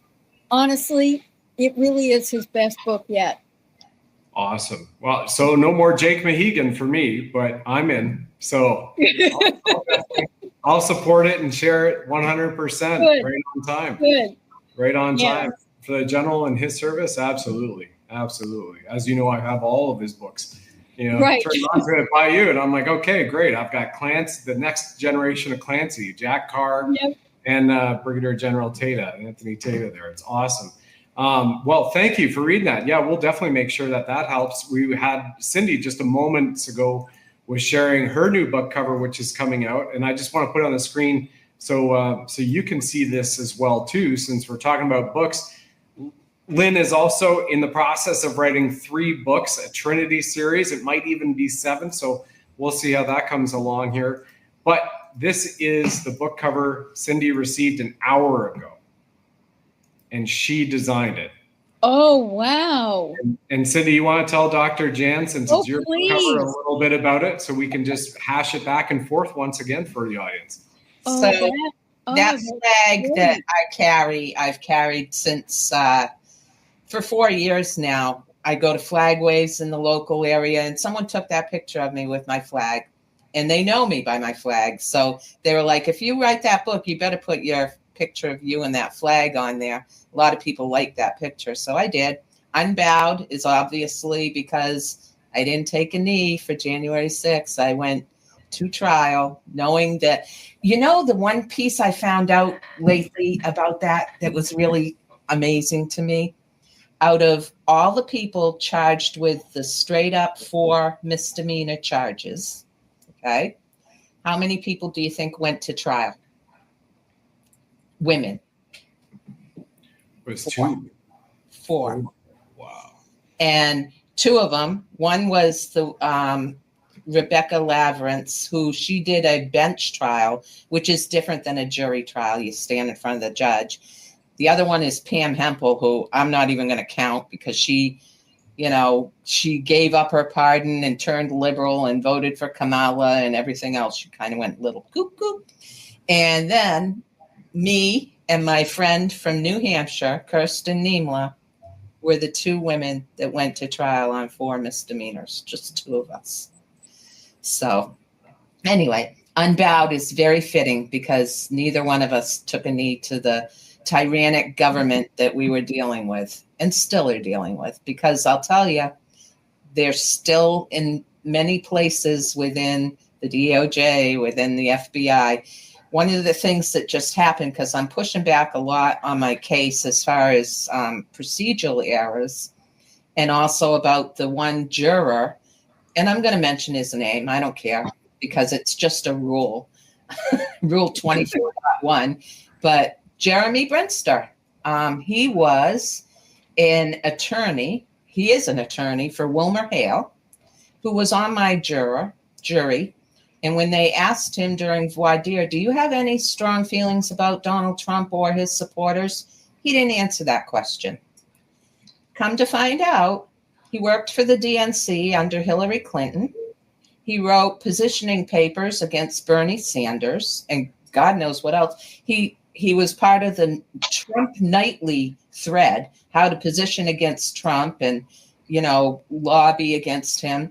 So he had no hard feelings about Trump or January 6ers? Baloney. So I filed a complaint against him, a complaint against the judge. I want my 4 convictions vacated completely because I didn't have a jury that was fair at all. And we have no record of your judge ever having taken the oath. So in my opinion, from a lawful status, not a legal one, that's at least criminal malfeasance, which I believe in the American legal system, not the lawful one, carries at least 20 years of criminal malfeasance in prison without probation. So if your Judge Stephen Harvey never took an oath of office, which we can't find on a public record, then that's a minimum 20 years in jail from what I have discovered. And not only that, Stephen Harvey. Procedurally, I mean, in pretrial, one of his first comments was, which is on record in the transcripts, I don't want to hear anything about the First Amendment in my courtroom. And then when it got to arguing entrapment by estoppel, no, you can't do that either. Not allowed. So I'm finding all these pieces. And as I'm writing a book, I'm writing an appeal. And now I have an appeal that I'm just pushing back. And oh, that's great. You know, it's shocking to me that these judges can decide the rules of what they'll let be told for your defense, and to be able to cut you off or silence you. Yeah. And when I pushed forward and did the case with him, before we even had an attorney, a prosecutor assigned, we hadn't even looked at my complaint against that juror, Jeremy Brinster. He calls an emergency hearing and he tells me, you can't say his name. That goes against Rule 24.1. You're not allowed to say his name. I've looked at your podcasts and I've looked at your social media, and I know you've said his name. He hadn't even looked at anything of the case yet, and he's investigating me? Yeah. Oh, wow. Yeah. You know, there have been a couple of Tucker Carlson podcasts I've listened to, two in particular, of two different people who have had their lives ruined. One had the DOJ, the FBI, and the IRS joined together on ruining his company and bankrupting him, $68 billion, et cetera.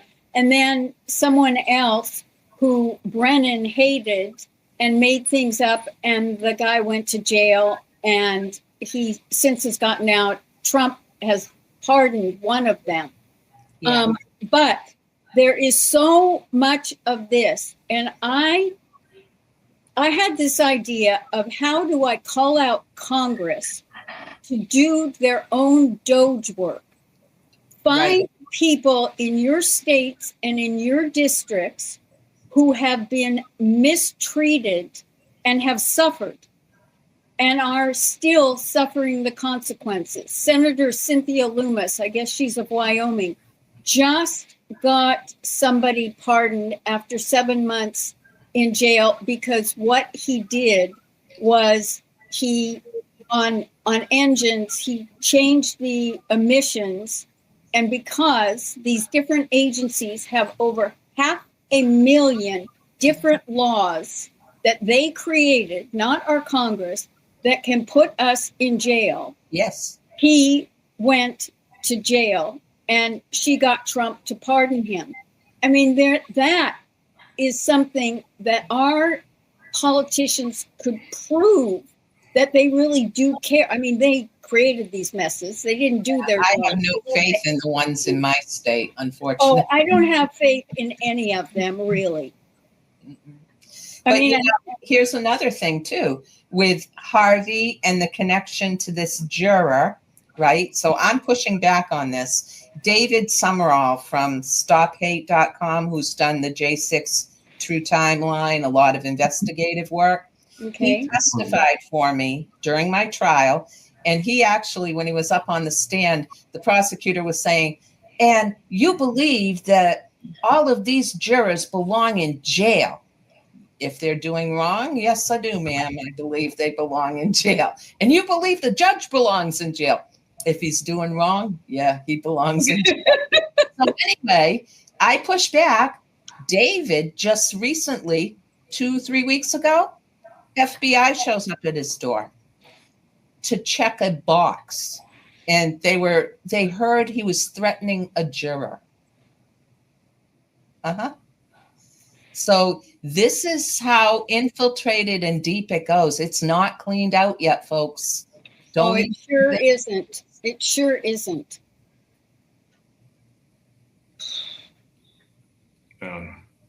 Well, Susan is back, and welcome back, Susan. And it's been 7 months since we've all been back together with you and Dr. Jen. So I'll let you two get reacquainted now that we have everybody here. And you're definitely over the target. They kept messing with your feed. So thank you for your patience and fortitude. Yeah, I believe it's because they're still working on cleaning those bad generals out. And, you know, and I talked about this 16 years ago when the average American had no idea, let alone, and I'm from a military family generationally.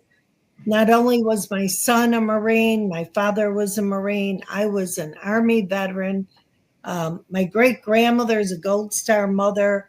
My brother served. I have cousins, uncles, grandfathers.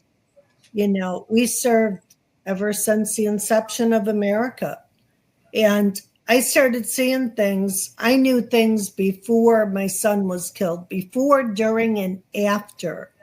And it's a high-profile military case because it's tied to 2 living Marine Medal of Honor recipients. I'm sorry, 1 Marine Medal of Honor and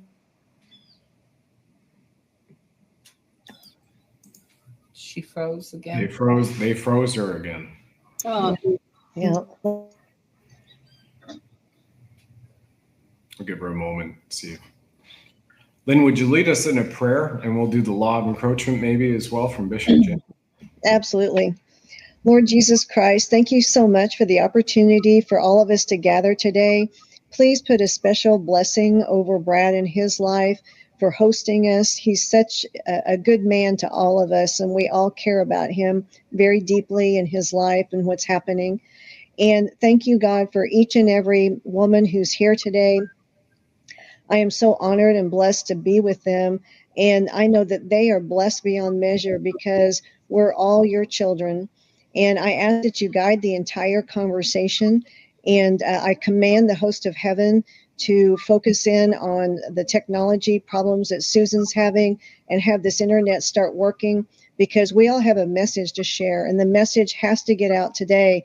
And we are your hands and feet. And we will speak exactly what you want us to say, so that we can help humanity at such a time as this. And I thank you, God, for the opportunity to help other people. In Jesus' name, amen and amen. Amen. Amen.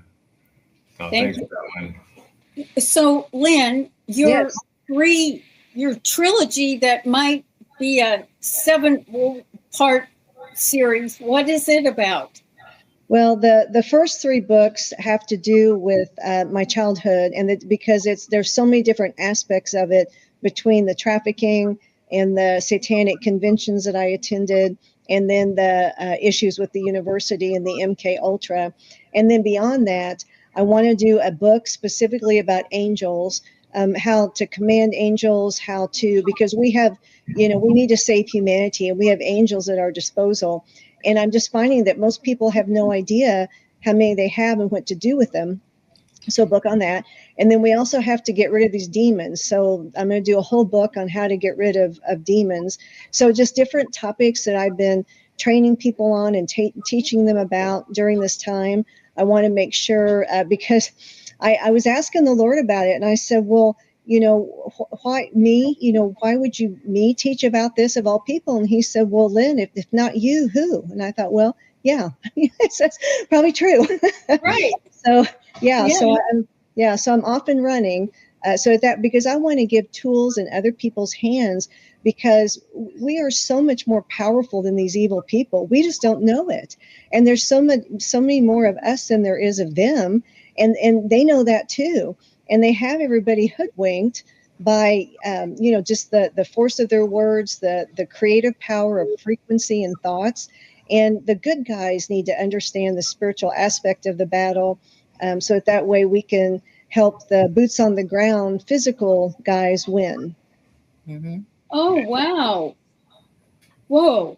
Yeah. And so how do you juggle your writing when you've got 3 different streams and actually 4, 5, 6, and 7 on the side? So I juggle it in between things. So I have the ability. This is actually one of the reasons why I was selected for the MK Ultra Mind Control programs, because I'm a massive overachiever.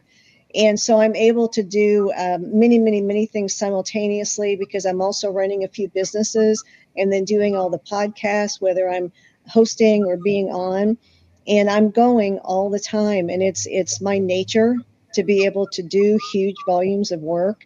But when I was underground, when I was being programmed through MK Ultra at 3 years old, I was a leader. So I would train other children at 3. So it's who I am. It's who I am, why I was selected. So I just am able to grab one thing, pick it up, do some work, put it down, 5 minutes here, grab it, pick it up. And I've already done a lot of the legwork beforehand. So because I've done 2 to 4 hours of Bible study and prayer time for years and years. So I have all this written material prepared from that, because I journal. So yeah, and a big part of the healing process is journaling. So it's just a matter of gathering it together and getting it, like Cindy said, pre-show, the book formatting. But yeah, it's exciting. I'm having the time of my life, because my childhood was so horrific. And then my adult life, trying to heal from that. Finally, I'm alive. I understand that. Finally, I'm happy, and I cannot do enough. I'm on mission for the Lord, and I'm finally living. I'm finally free, and I'm finally living. And I want other people to join me in that journey, because we don't have to live a doom and gloom life. I know we have issues out there, and some serious ones, but we're in the golden age. We're in the age of enlightenment, and we have rebuilding to do. These stories I'm hearing from these ladies, our systems are so corrupt. Ecclesiastes 3:3, a time to tear down and a time to build.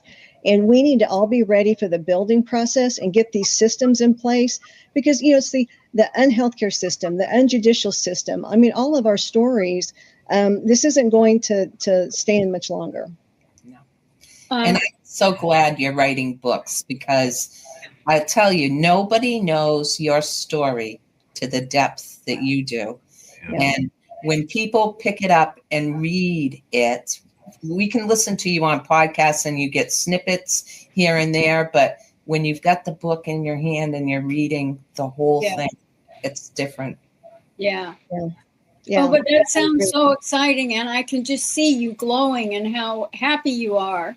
Just coming through. So that's wonderful. That's very exciting.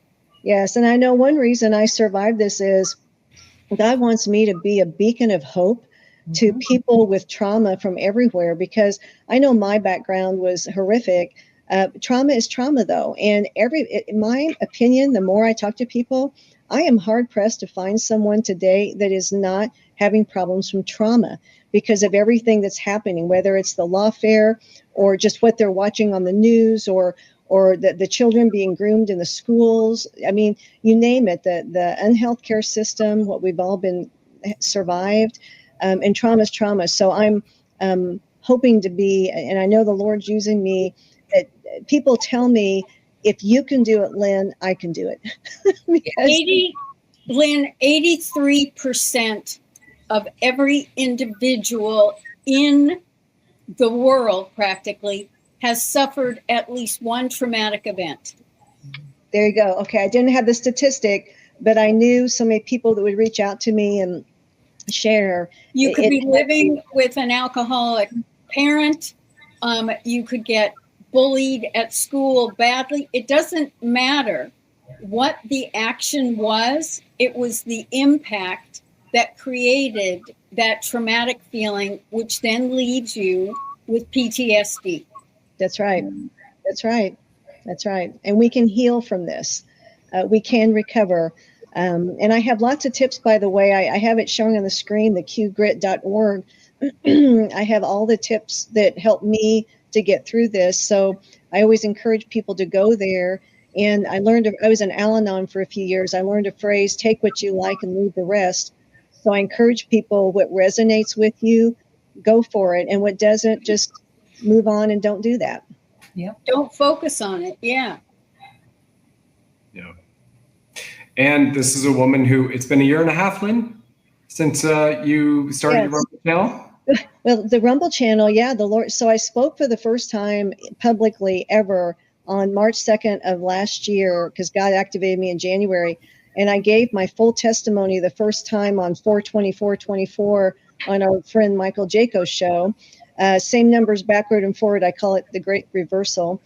Shortly after that on your show, Brad. And the Lord told me to start a Rumble channel in June.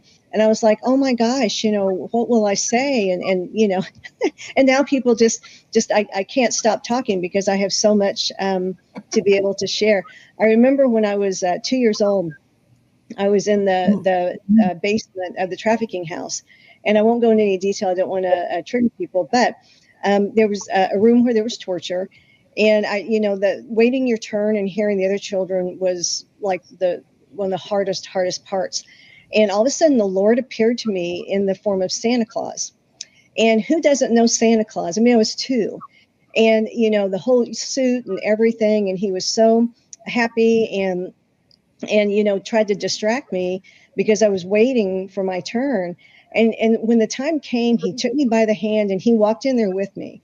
And the whole time he said, Lynn, he said, one day you're going to talk and talk and talk and talk. And, I'd had talking tortured out of me. I couldn't even begin to fathom it. And then look at me now, give me a platform and I can't seem to quit. Well, you have something important to say. And that's why. I mean, there are some people that talk and talk and talk. And it's like, could you get to a point, please? Yeah. So you have something to say, and everything that you say, it's glowing from your face. Oh, thank you. Yeah. I can feel it. Thank you. Yeah. God bless you. Thanks. Yeah, big time. Big time. Yeah. And now you're on Patriot Prayer Network with 2.3 million people, and the book's coming out, and then we'll get behind that and put it out there for you as well. Like I said in the trailer, you are a spokeswoman, and yourself, Kathy O'Brien, and others of your ilk in that most disgusting, heinous industry, are really behaving trailblazers, not only for truth and not hope, but true inspiration with the plan that you have on QGrid, that people can a la carte, this will help me with this or whatever. It's a financial, lawfare, or, other trauma, including rape, incest, like I had in my own family and stuff. And men are not immune to this too. I just want to be the man here for a moment and share with you that, I've had the suicidal father who walked up to me at the age of 12 and tried to take his life in front of my eyes. So, because we were bankrupted for the first time with the economy in our lumber mills. I've had the mother who was SRA'd, who had the very similar background, along with my 3 aunts, her 3 sisters, throughout their childhood. And then other stuff that I was exposed to as a young child too. And then on top of that, having my 2 buddies, one of them in grade 6, right in our last week of doing infantry battle school, being killed, and we had full military honors and burying them, and seeing the family I've known since grade 6 at the same church. I had my confirmation in grade 8 all together. So all types of trauma are aspects for people to look at these things so that you can clear it and bless it. And also, once you have removed that, because those types of trauma are like cancers in the body, and we have a PhD psychology right here with Dr. Jan, who spoke about her trauma for the first time, revealing in public on our last show. So talk about the bravery and the courage, the heart to stand up and say this happened, and then working through it is very powerful, because that's what the world is also going through, especially in the overt warfare on mankind this last 6 years now, since 2020.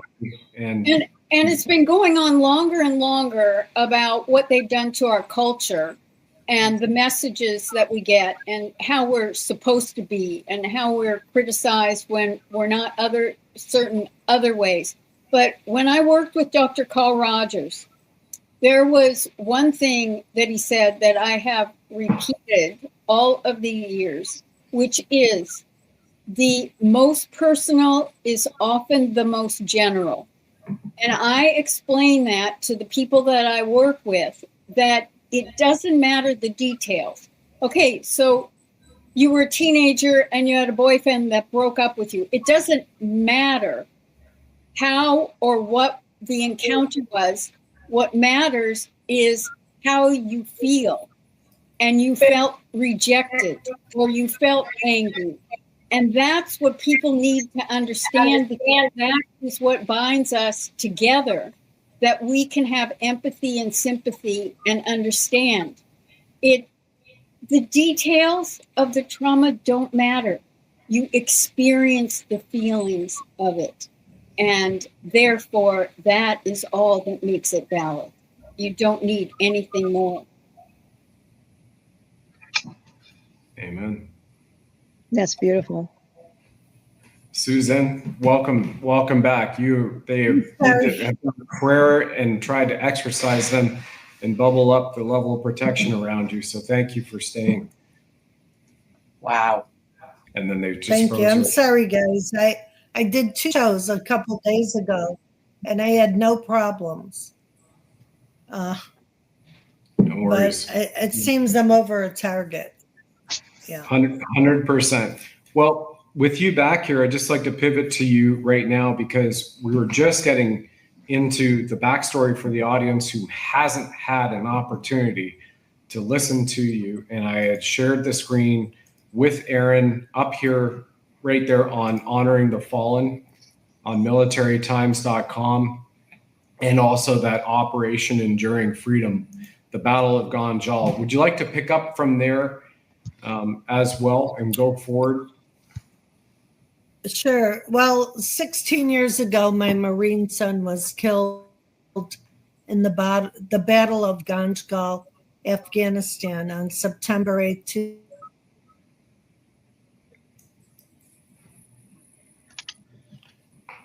They won't let her finish, huh? My goodness.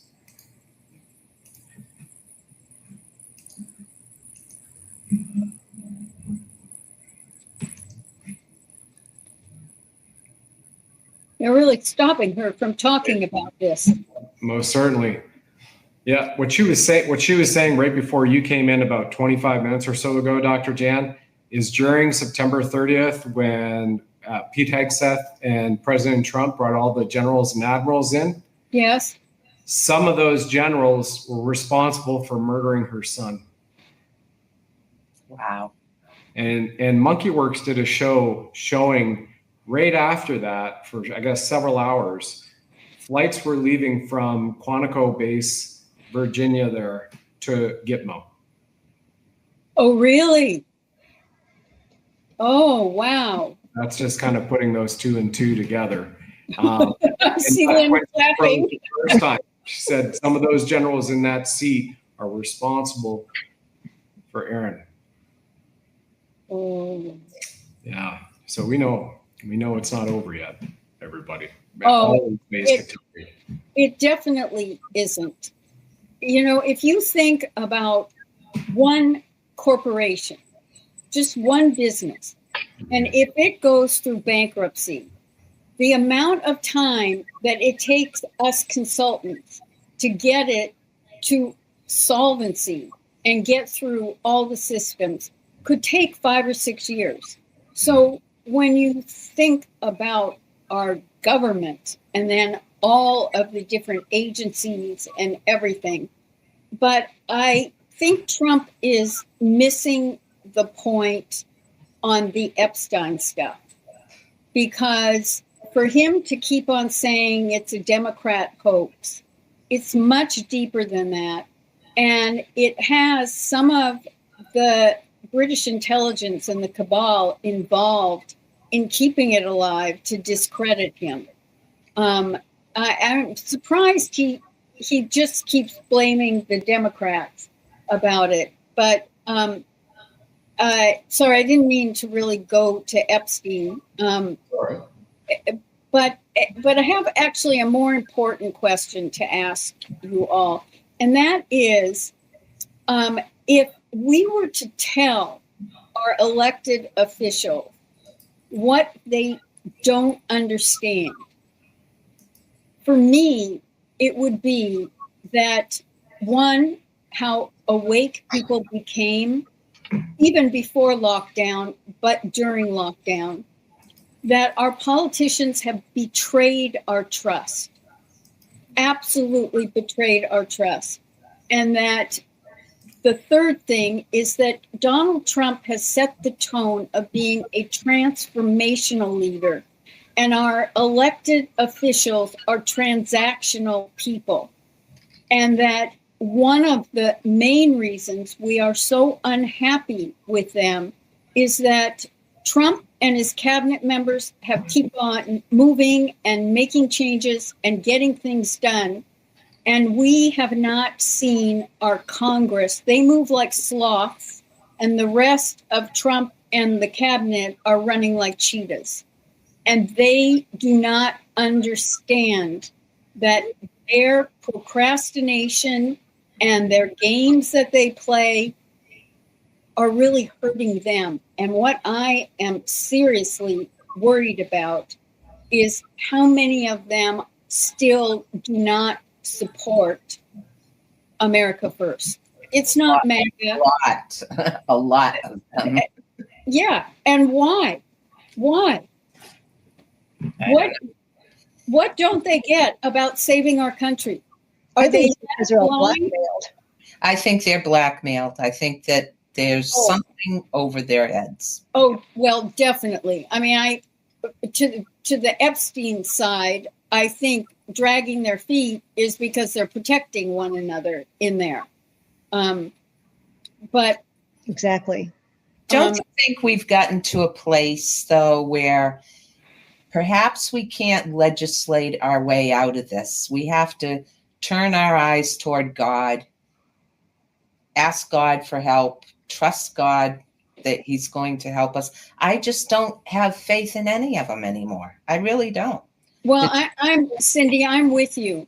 I think the trump card is the Brunson case. Yeah, well, where is it? No, it's on the shelf. It's on the shelf. There's been a non-disclosure signed long ago. Mm-hmm. It has not been adjudicated. That's why I say it's the trump card. Okay. If our Congress doesn't wake up, if they don't get their act together, if we don't get the main corruption out of the system, then the trump card is the Brunson case. Yeah. And I believe that's the direction we go, because they're all multimillionaires on salaries that don't warrant it. Their salaries are ridiculously high. We, the people, don't make salaries like that. And they're on vacation most of the time. Right. And what they do isn't even what we hire them to do. In my HR consulting world, like Trump says, you're fired. I mean, nobody would make it in the real world like they do. Oh, so they're corrupt, absolutely. they're bribed. Yeah, it's just games. When they open their mouth, you can't believe anything that they say. That's why to me, it's Ecclesiastes 3:3 everywhere, including the political system. It has to be torn down and rebuilt. It has to. We have to start again. We have to do things differently, because this isn't working, and they're so entrenched in what they do. Oh, exactly. Exactly. Their first priority is self-preservation. Yes. Why do we call them feckless, spineless, and cowards? Because they don't want to take any risks to threaten their position, because they are afraid that they can't survive in the real world. They don't know how to do anything else because they've stayed there so long. It's not like in the 60s, 70s, and 80s, you went to serve. You were a servant, and you went back to your profession. Right. And that has not existed for way too many years. They've squatted for way too long. Well, no, the Democratic side, they may actually not be able to go back into civilian world because there seem to be, firearms being used if people don't toe the line in that party. Well, I've been perplexed at how you can see videos in 2008 when Hillary Clinton was running, and she said, we need to deport you. If you've done something wrong, you need to go to jail, etc. That how have they all gotten to this point that they're beyond woke and they hate our country so much? What has influenced them? Who has been behind it to convert that many, for them to have once stood for America? I mean, 2008 really isn't that long ago that those were the positions. I think if we look at the WEF, look who attended the WEF. They're infiltrators, and they're not we the people. They are international, bowing to WEF and organizations like them, Soros-based funding. They're not we the people, just like we're seeing throughout a lot of our systems, and infiltration, the destruction of America from within. But we say no. We say no. We the people say no. I have to get up because my dog is tearing apart my clothes in a suitcase on the ground. Real world issues. and I just need to get him to stop. No worries. Go for it, Dr. Jan. I have Susan on the phone, so we'll continue and conduct the rest of the There's a will, there's a way. Yeah, exactly. The Jetson age. Let me just do an audio check on Susan with my microphone. Susan, if you want to go ahead and speak, I'll see if Cindy and Lynn can hear you. It's very faint. Very faint. Can you hear me? How is that? That's on a 10-point scale, probably a 5. About a 5 out of 10. I've got my phone all the way up to the speaker. Yeah, we can hear you, but go ahead, Susan. Okay, great. Where did I leave off? I don't even remember. No worries. Exactly where they've stopped you all 3 times after you mentioned that some of the generals responsible for Aaron and his men's death were in that room with that Secretary Hegseth and President Trump had brought them all in on September 30th. That's where they cut you off the first time, and they would barely let you get past to the next 2. So the Battle of Ganjgal. Yeah, the Battle of Ganjgal. Excuse me. That was a setup. And I was on 60 Minutes with Dakota Meyer. I think I sent you that video. Yep. We talked about it. Dakota said they were set up, and yes, they were. Someone from the State Department was there the day before and asked the village elders how much money they wanted and needed to rebuild their mosques and set up their sewer systems. Meanwhile, at Camp Monte, where my son and his 4-man Marine team were, they were attacked, and my son it's called the Hooch. It's like a little hutch type tent. He was getting intel from some of the Afghan soldiers when they were attacked, and explosive devices dropped, and Aaron was almost killed. The Afghan soldier next to him blew up, and about 10 minutes later, the guys come walking out, and Dakota Meyer and Lieutenant Johnson, my son, and Doc Layton, a couple hours after that, received a phone call from headquarters saying they needed to report at 3:30 in the morning to Camp Joyce because they were going into the village of Ganjgal, which is on the Pakistan border. And that belongs to the Taliban. That's a big Taliban trading hub. But so anyhow, they were being set up. And let me remind you, this is the Labor Day weekend of September 7th. 2009. And that same day, I was moving out of my townhome, putting stuff in storage. And when I had returned back from storage, someone had broken into my townhome. Now, how they did it, they used one of those universal clickers to get into the garage, and then they used a crowbar to get into the home through the garage door. And I pulled up after I had unloaded all my stuff and was getting ready to go into the house when I saw the door ajar, which I'm a security buff, so I lock everything. Even if I'm gone a few minutes, I always do that. That's just a habit I have. And, the little voice said, do not go into the house. And the very next day, my son was killed. So they were set up, all these little things that have happened.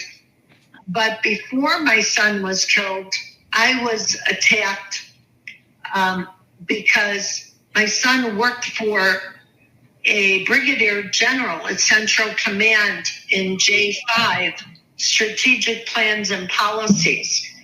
And this guy was tied deeply in with the Bidens and the Bush family. And his whole family was their military industrial complex. And so this guy was known as the Ghoul of Abu Ghraib. I don't know if you remember the POW people that were in the Iraqi prisoners that were stripped naked and put on the dog chains. Put the chains around them. That order came from the Ghoul of Abu Ghraib, none other than the brigadier general, who was moved from there to Central Command. And if every Marine in the world, isn't it my son, who was his personal enlisted aide? And my son took the rap, and I was told by some of the other officers that loved my son about this guy. And my son had told me months later, he said, Mama, I'm in a situation where this bad general is using my home address, his condo address in Tampa, to send packages. He has no idea what they are. And the general's ordering my son to deliver these packages at 3 a.m. to the general's house in Tampa, Florida. And my son asked me, what do I do, Mom? And my son was a man of God. And he would never do anything unethical. Well, I said, you can, get out of your lease, then you won't be there and you can't use your address. Well, that's what my son did. He put this guy on notice, told him he was going to work for J2, and this bad general, he asked him to sign off on his paperwork. And this guy said, no way, Kennefic, you are going to go to AFRICOM and hand deliver my uniforms to me.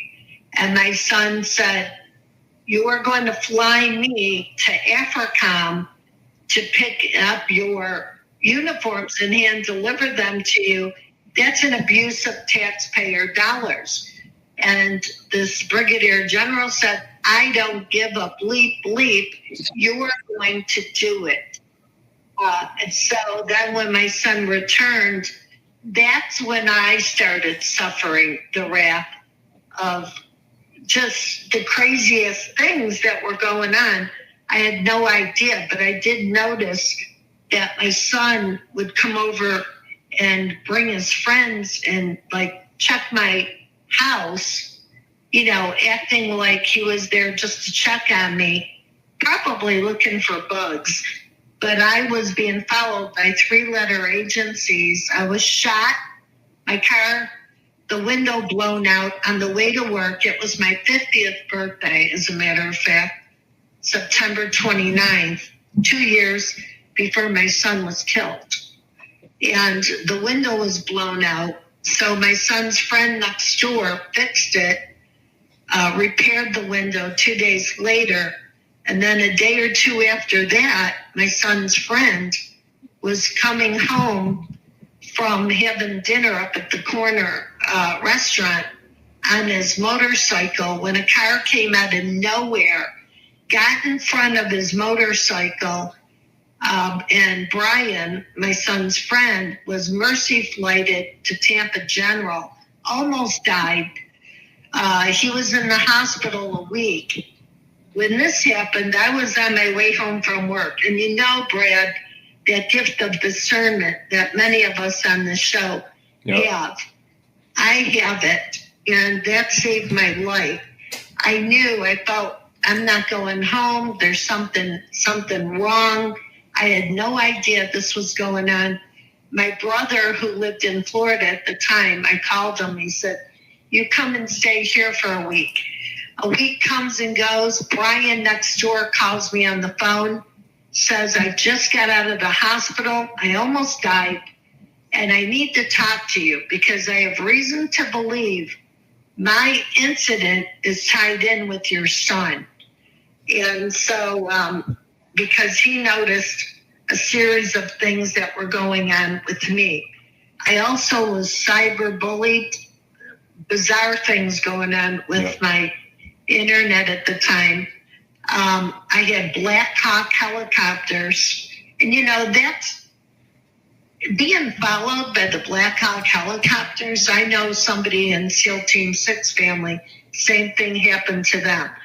I had a red dot on my living room wall that showed up. I had to get down like Rambo just to crawl out of there. So many series of events that took place with me that I can't even believe that I'm alive. But I want to tell you, through my son's investigation, I actually tied in the bad officer who was in charge of the base that day at Camp Joyce. And this guy and this brigadier general had worked together in 1991 in Baumholder, Germany, in the artillery division. I even have a friend who was married to an Army guy and knew both of them. Okay, that's how God works. Yeah. And God also showed me when I read the investigation report on how many times my son and his men called for help. And they were asked, "Is this for the Marines or the Army? I guess you'll have to figure it out yourself." And then this bad officer that was in charge of the base that day was seen walking into that Tactical Operation Command, turning down the frequency on the radio so my son and his men could not be heard. But meanwhile, the pilots were dispatched. They were listening to 2 hours of egregious calls and fighting that disturbed them for many years. They had nightmares over seeing and hearing this because my son and his men could have escaped with their lives. They were pushed into the Horseshoe Valley of Ganjgal. Only someone with the mastermind of strategic plans and policies, imagine that coincidence, would have knowledge of that safekeeping place where my son and his men could be killed. And out of 100 to 150 Taliban, how many times do you think my son was shot? One time in the right cheekbone that severed his spinal cord. That is a hit. That's a hit. And I had worked on this for many years, this investigation. And I've talked to many people. And this guy that did this, and I know he did it, this guy that my son worked for, this bad brigadier general, he and his family are sleeper cells, okay? Because there's more information. I can't share it at this time, and I will when I know that these people have been caught. But my life was in danger before my son was killed, during that time, and afterwards.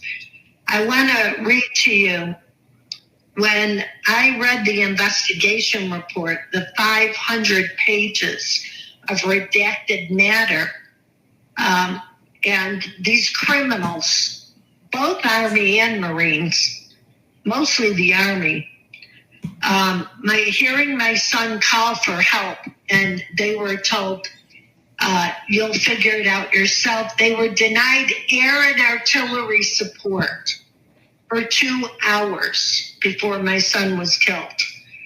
And then when the pilots were called and ready to descend and pick my son and his Marine team up in 2 of the choppers, someone from another command called that air for support off. I know who that general is. I have his name. He wasn't even there. He was micromanaging. He was put in that dispatch to do that, to kill my son and his Marines. And I have reason to believe that this very ghoul of Abu Ghraib is also tied to the Michael Hastings death, because he was there in Iraq, and there's a video, and I'm going to send it to you. You could see he called this guy out, and about a year later, he was killed. His car blew up. Oh, doesn't Lockheed Martin own the patents to that? I even had the Pentagon come up on my brand new vehicle. I was being monitored and weaponized against for years. An innocent mother, just because my son knew the secrets of these bad people that were ambushing Americans. One day I was praying over my son's Bible, and I could just hear God tell me, open your Bible, and where your right finger, index finger lie, read that verse. It fell upon Ezra 10:4. Arise and know this mission belongeth to thee. We will be with thee. Go of good courage. And I cried my eyes out, because I am a woman of good faith, great faith, and I'm a believer. And I know I had angels watching over me as I did today. And it is my mission to make sure that, and I've worked with many, many Marines and Army people that were set up in these wars. I've written about them, got their stories out, and I had for 16 years put it out to Judge Janine and others. And when Pete Hegseth called this meeting, he and President Trump, people like myself, Gold Star families, veterans, and active military good guys, we were ecstatic, because finally we believe we're being heard. And we know the names of these guys. I also have a Marine friend who wrote a book, A Few Bad Men, and he names some of them. And between me and a bunch of these officers, the good guys, we know who most of these bad guys are. And I'm sorry that my particular story is being chopped up, but I can't help it. This is what happens every time I try to tell my story. We got it all, Susan. Yeah. And it came through loud and clear this time. Well, they may have got my son, but they're not getting me or my daughters or my grandchildren or your children and grandchildren, because I'm close with the Lord. He's protecting us. I know things are going to happen. I want justice and accountability for our innocent warriors, those that love God and country and preserving. We are the less than 1% of the 99% of Americans we give a voice to. And just because we're not in uniform doesn't mean we're not serving. Yep. So thank you so much, Brett. Thank you, Susan. Thank you. Thank you. Yes, Susan. Yeah. Well, if there's some, by God's will, or General Valley has helped write a letter to get to President Trump to ask for me to come back to the United States, I would love to see all of you ladies and give each one of you a hug. That would be wonderful. That would be fun. Awesome. Where are you geographically right now?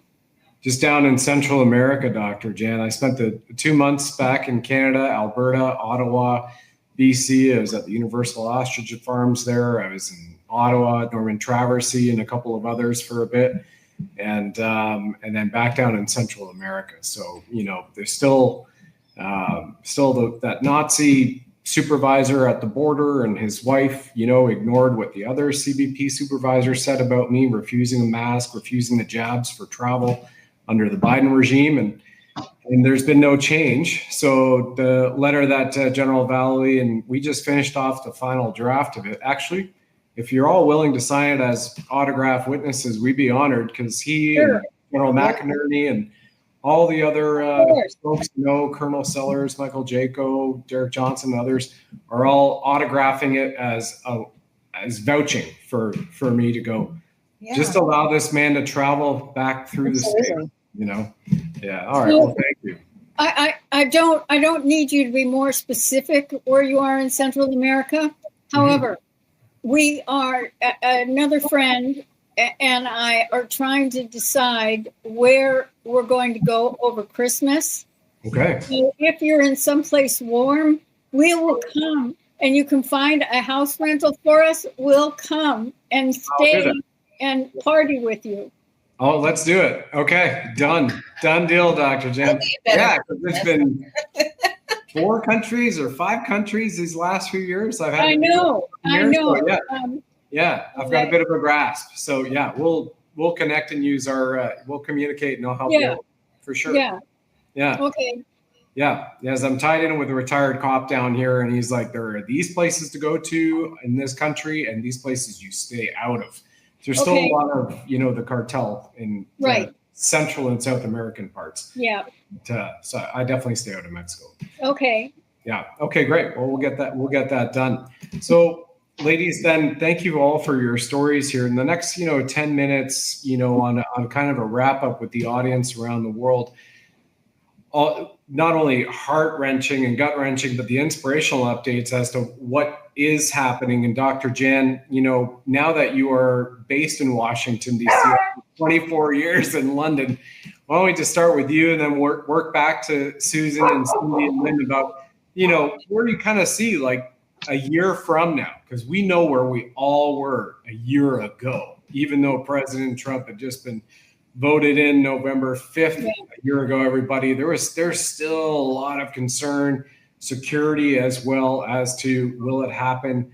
What's going on? Are we trusting the plan? When we're still seeing a lot, which is still going on today, a lot less of it though, I believe, but still going on today. So from an inspirational, where do you see the year? Sorry about the dogs. The kids are coming home from school. All good. Hi to the kids. That'll be the background noise. Yep. Well, first off, it was a slow transition because since December 23, I've been commuting, and for me to kind of let go. When I went back in September, and I have put my house on the market, but I knew I put it at too high of a price, because I knew I wasn't quite ready to sell it.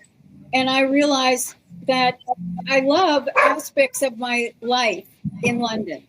And so I decided to rent my place. And that was the first transition. And then I got movers in. And then when I was coming through customs, I always get asked, where are you coming from? London. How long were you there? No, I live there. Well, welcome back.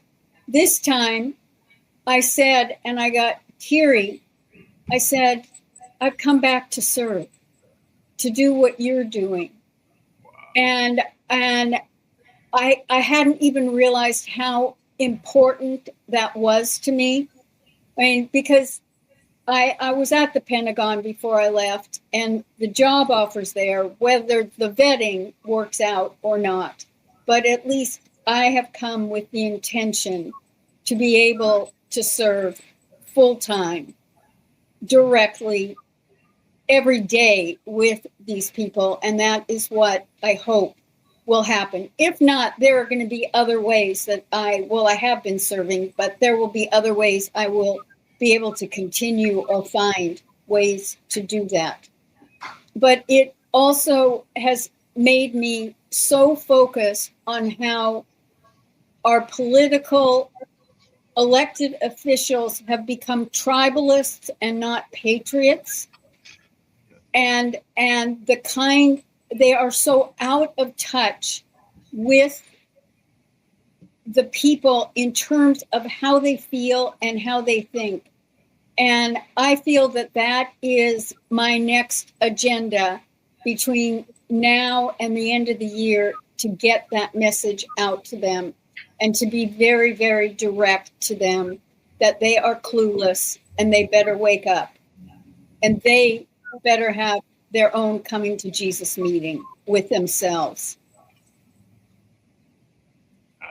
Love that. Absolutely. Well said. And yes, thank you for your service.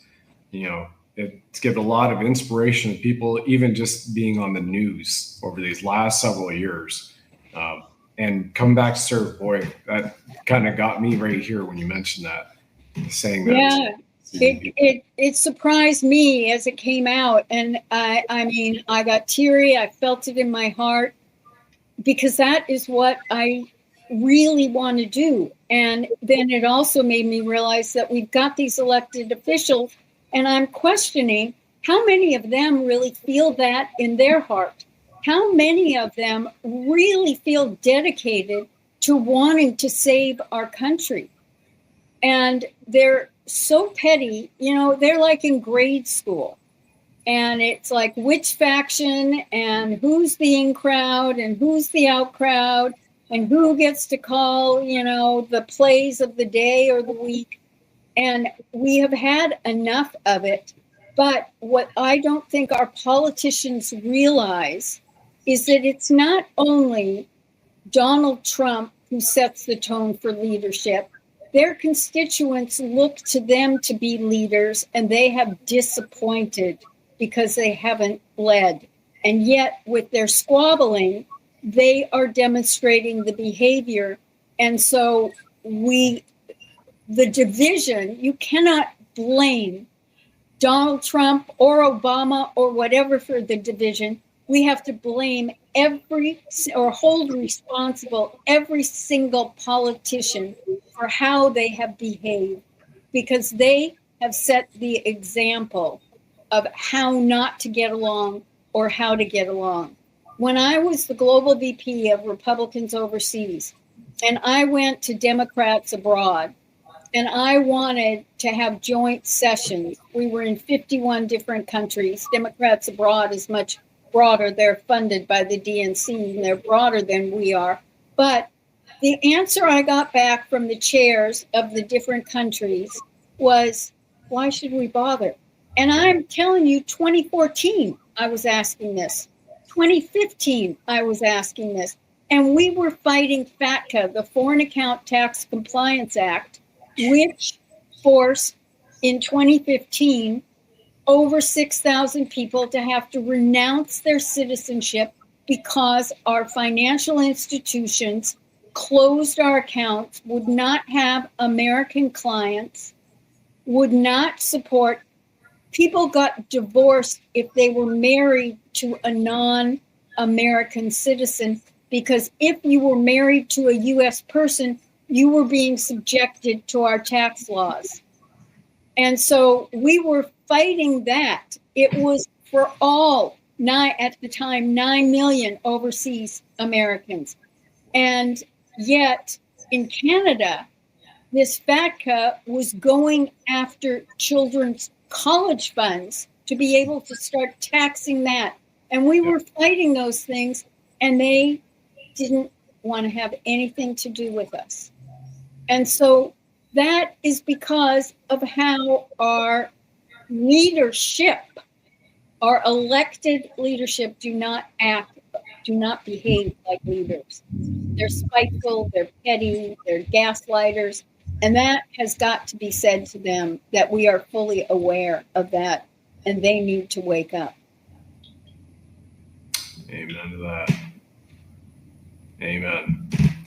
Susan, you're hosting America Out Loud News, and over the next year, for the audience, what do you see taking place? Your ballpark. Well, in my dreams, wishes, and the promises that were made, I see myself working with groups of veterans and communities, healing with the med beds, and moving into a totally new phase of healing. And I think that President Trump's got something up his sleeve to be revealed very soon. And you know what, Brad? I'm grateful for every moment and blessing that the Lord has given me and those that are forthcoming. And I just want to remind everybody to keep their energy, their vibration high, no matter what bad things happen. We do have beautiful things coming. I want to be part of the healing solution. And although I may have been, in a bad way for 16 years plus, that doesn't define me. It doesn't define who my son was as an honorable man of honor. And so by keeping it short and sweet, thank you, President Trump. You heads up all of our military serving, and all the ladies here, and you, Brad, because those of us that work behind the scenes, this is a collective consciousness. This is the Great Awakening. We're all part of the healing solution. And I just want to hold you all up high and in prayer. And I'm honored to know you. And thanks to our listeners as well.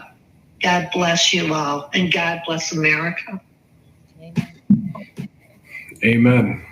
Mahalo, Susan. Amen. Cindy.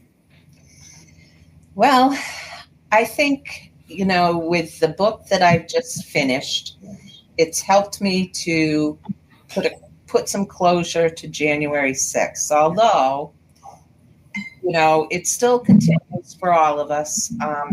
I think that I don't want the American public to lose sight of the fact that 1,600 people's lives were destroyed by a regime that did not care about Americans, did not care about the Constitution, did not care about anyone's rights, and still doesn't. We still have some people that are still coming out. Dan Wilson was just released, but Tina Peters, she's one of us. Yeah. She's very sick right now. Yeah. We still need people to get behind this and say this is not right. Mm-hmm. And like we've talked, there's 1% of us that are doing the standing, doing the pushing back, doing what we need to do. We need people to join us.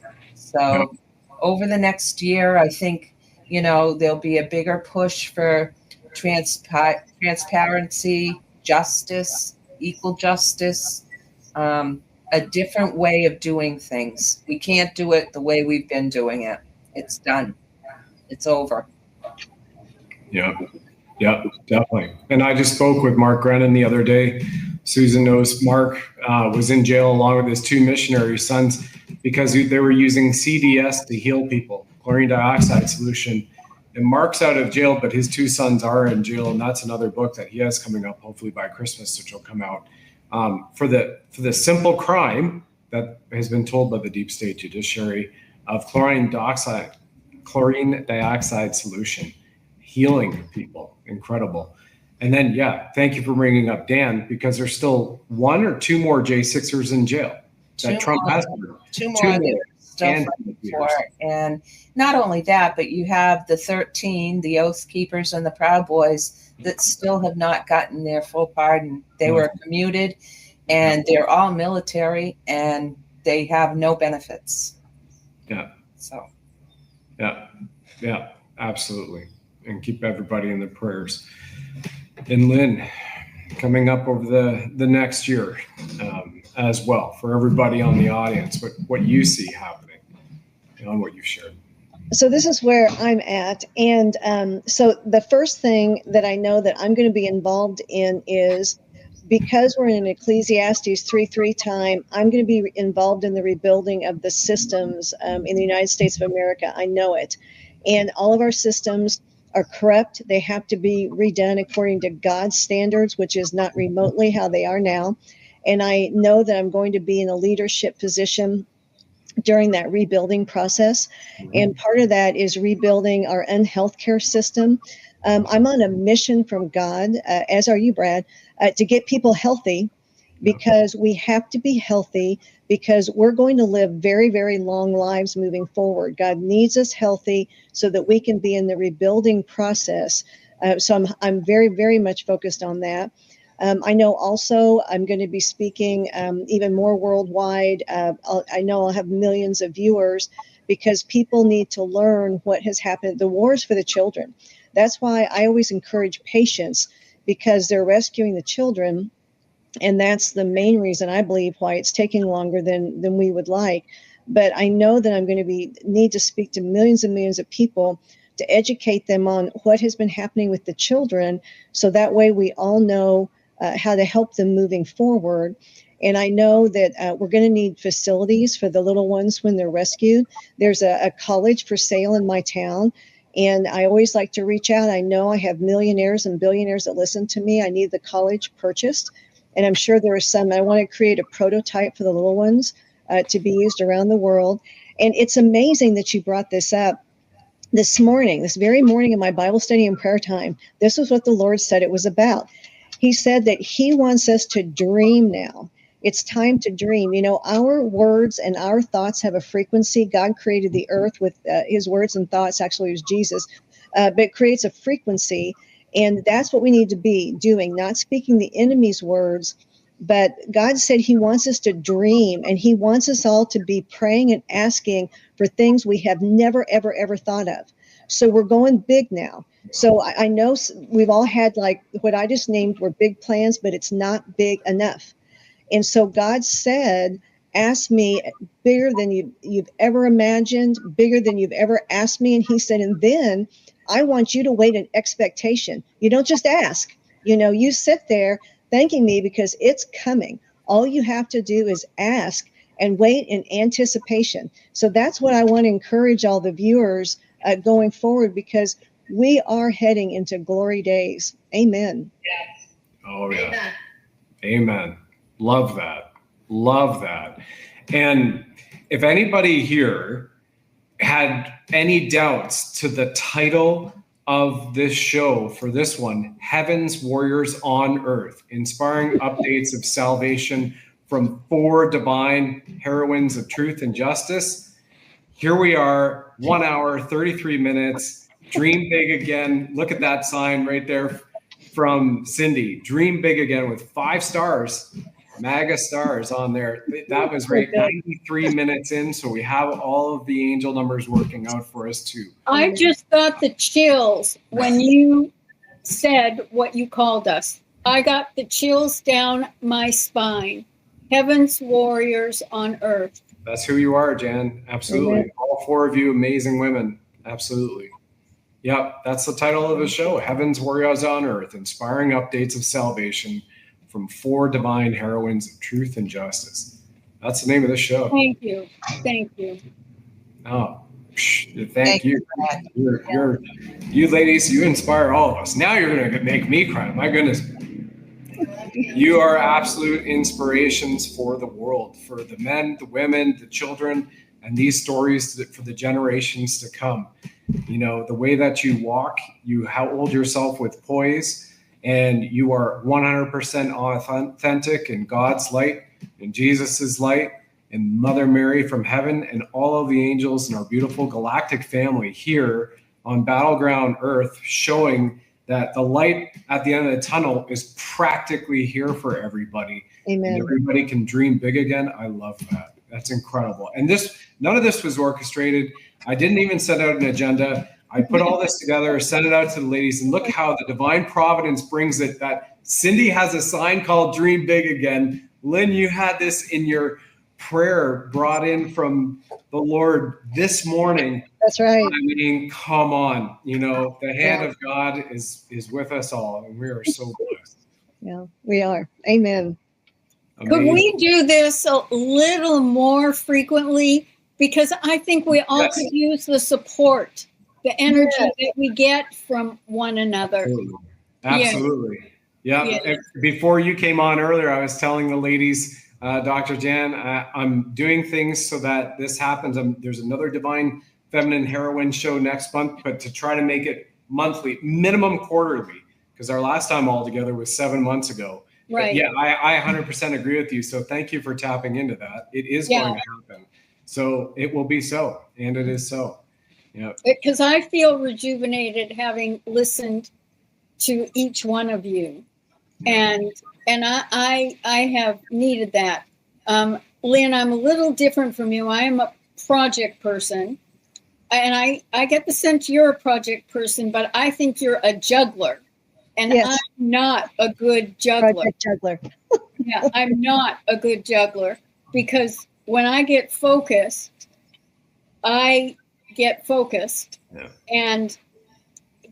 I have like blinders on, and I've been working on myself to do something, then take a break, take my dog for a walk, and then be able to do something on a different project. But I like hearing from you what a juggler you are. So that's the image. I'm going to try to pretend that I am a juggler sometimes, and you are my role model for that. And I'm going to see if I can pull it off. Thank you, Dr. Jan. And do that on one foot while hopping. And tapping your head. I can't tap my head and rub my tummy at the same time. Oh, yes, you can. You know what? No, I wanted to be a pilot, and I took flying lessons, and I realized, give that dream up. There is no way. What a beautiful way on the high note for the audience. Ladies, thank you. In the description on this show, if you're watching this broadcast, listen to the podcast here, all of the links to all of these divine women, heaven's warriors, angels on earth, are right below. So Dr. Jan, connecting with her on her Substack and X, Cindy Lou Young, who's got her own Rumble show, as well as directly to her Give, Send, Go, because she just had to pay like $1,500 to get the minutes of her own court proceedings and transcripts, you know, because Judge Harvey, we have no oath on record that he ever took anyway. So that's at least malfeasance, minimum 20 years in prison coming up for that guy, if somebody can actually arrest him. It's such a scam. It's such a scam, right? Well, it's a legal system, not a lawful one. Right? It's a bank. That's what it all is. Commerce, all commerce, the legal system. Then we also have Lynn Scott Hagerman at qgrit.org. If anybody has any problems with trauma that are still coming up with you, she has incredible resources there. Also, you've got Live Younger with Lynn.com showing LifeWave Distributor. We're all cross-line, amazing team. So is Cindy Lou. And then also with Lynn, she has her own show. The Rumble links down here too, including with Susan Price, who I'm holding in my hand, still on our phone. So you have America Out Loud right to the podcast that Susan drives forward. And then other links for Susan are there too, including the tribute video to her son, United States Marine Corps Gunnery Sergeant Aaron Kennefick and his men who were slain by the Obama regime, plus the President Trump campaign PR on Susan in 2016 when she spoke for President Trump. So all of these links are below the description. And ladies, thank you so much. We'll be back again soon and getting this done. And then and hopefully before I see Dr. Jan at Christmas, rocking That's it. right. Partying with Dr. Jan Halper-Hayes. Here we go. I hope wanna the add ladies will invite me to be on your shows. It would be great to have one-on-ones with you. Yes. Dr. Jan, what's your tomorrow looking like? Yes. Yeah, week. Tomorrow, no. Wednesday's okay, Thursday's okay, Friday's okay. There you go. I will shoot you an email or text and we'll get it done. All right. I just want to add one thing. While you were talking, Dr. Jan, I pointed. If you back it up, I don't know if people will see it, but I saw it. It was an orb that floated. I saw it from the top of your head move across. You had an orb. Me? Yeah. No, it was in my screen. And Cindy. It's here with me. Angel orb went straight across the screen. So people can back it up. That was in the last 6 minutes. Yeah. Oh, wow. Supernatural show. Yep. 100%. Yeah. 100%. Yep, that's right. That's how we roll. You bet. Well, there you go, Dr. Jan. You're on 3 ladies, 3 shows, Wednesday, Thursday, Friday. And we'll all be in touch very soon.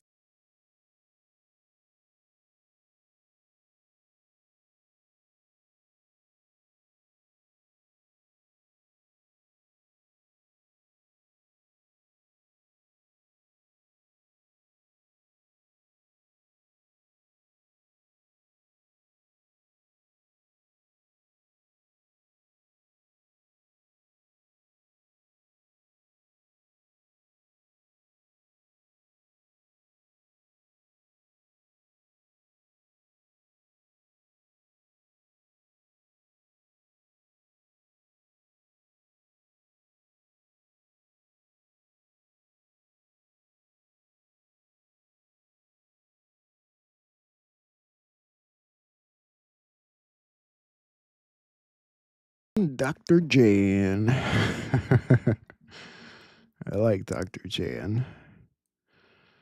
I thought we would check this out. I don't know if this is from today or last night. Yeah. I feel like I've met Lynn before. She's got an interesting, sad story. I forgot about the frog up there in the corner of the screen. All right, let's check this out real quick. All right, folks, welcome to Nino's Corner.tv. Well, you just heard the news. James Comey they may have a dismissal of charges because of the way the government handled the case. What the hell's going on? Now, Juan, you've said this before. You said don't be surprised if something like this happens with James Comey.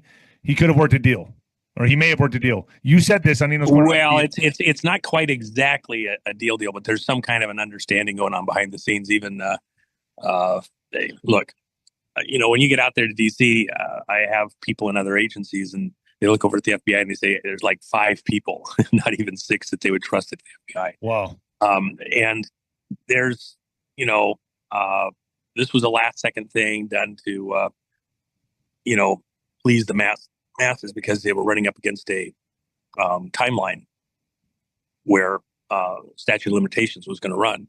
And so there was an understanding that, people wanted this to happen a certain way. They were pissed. So, but people are going to be really pissed off. I mean, dude, we want to see justice.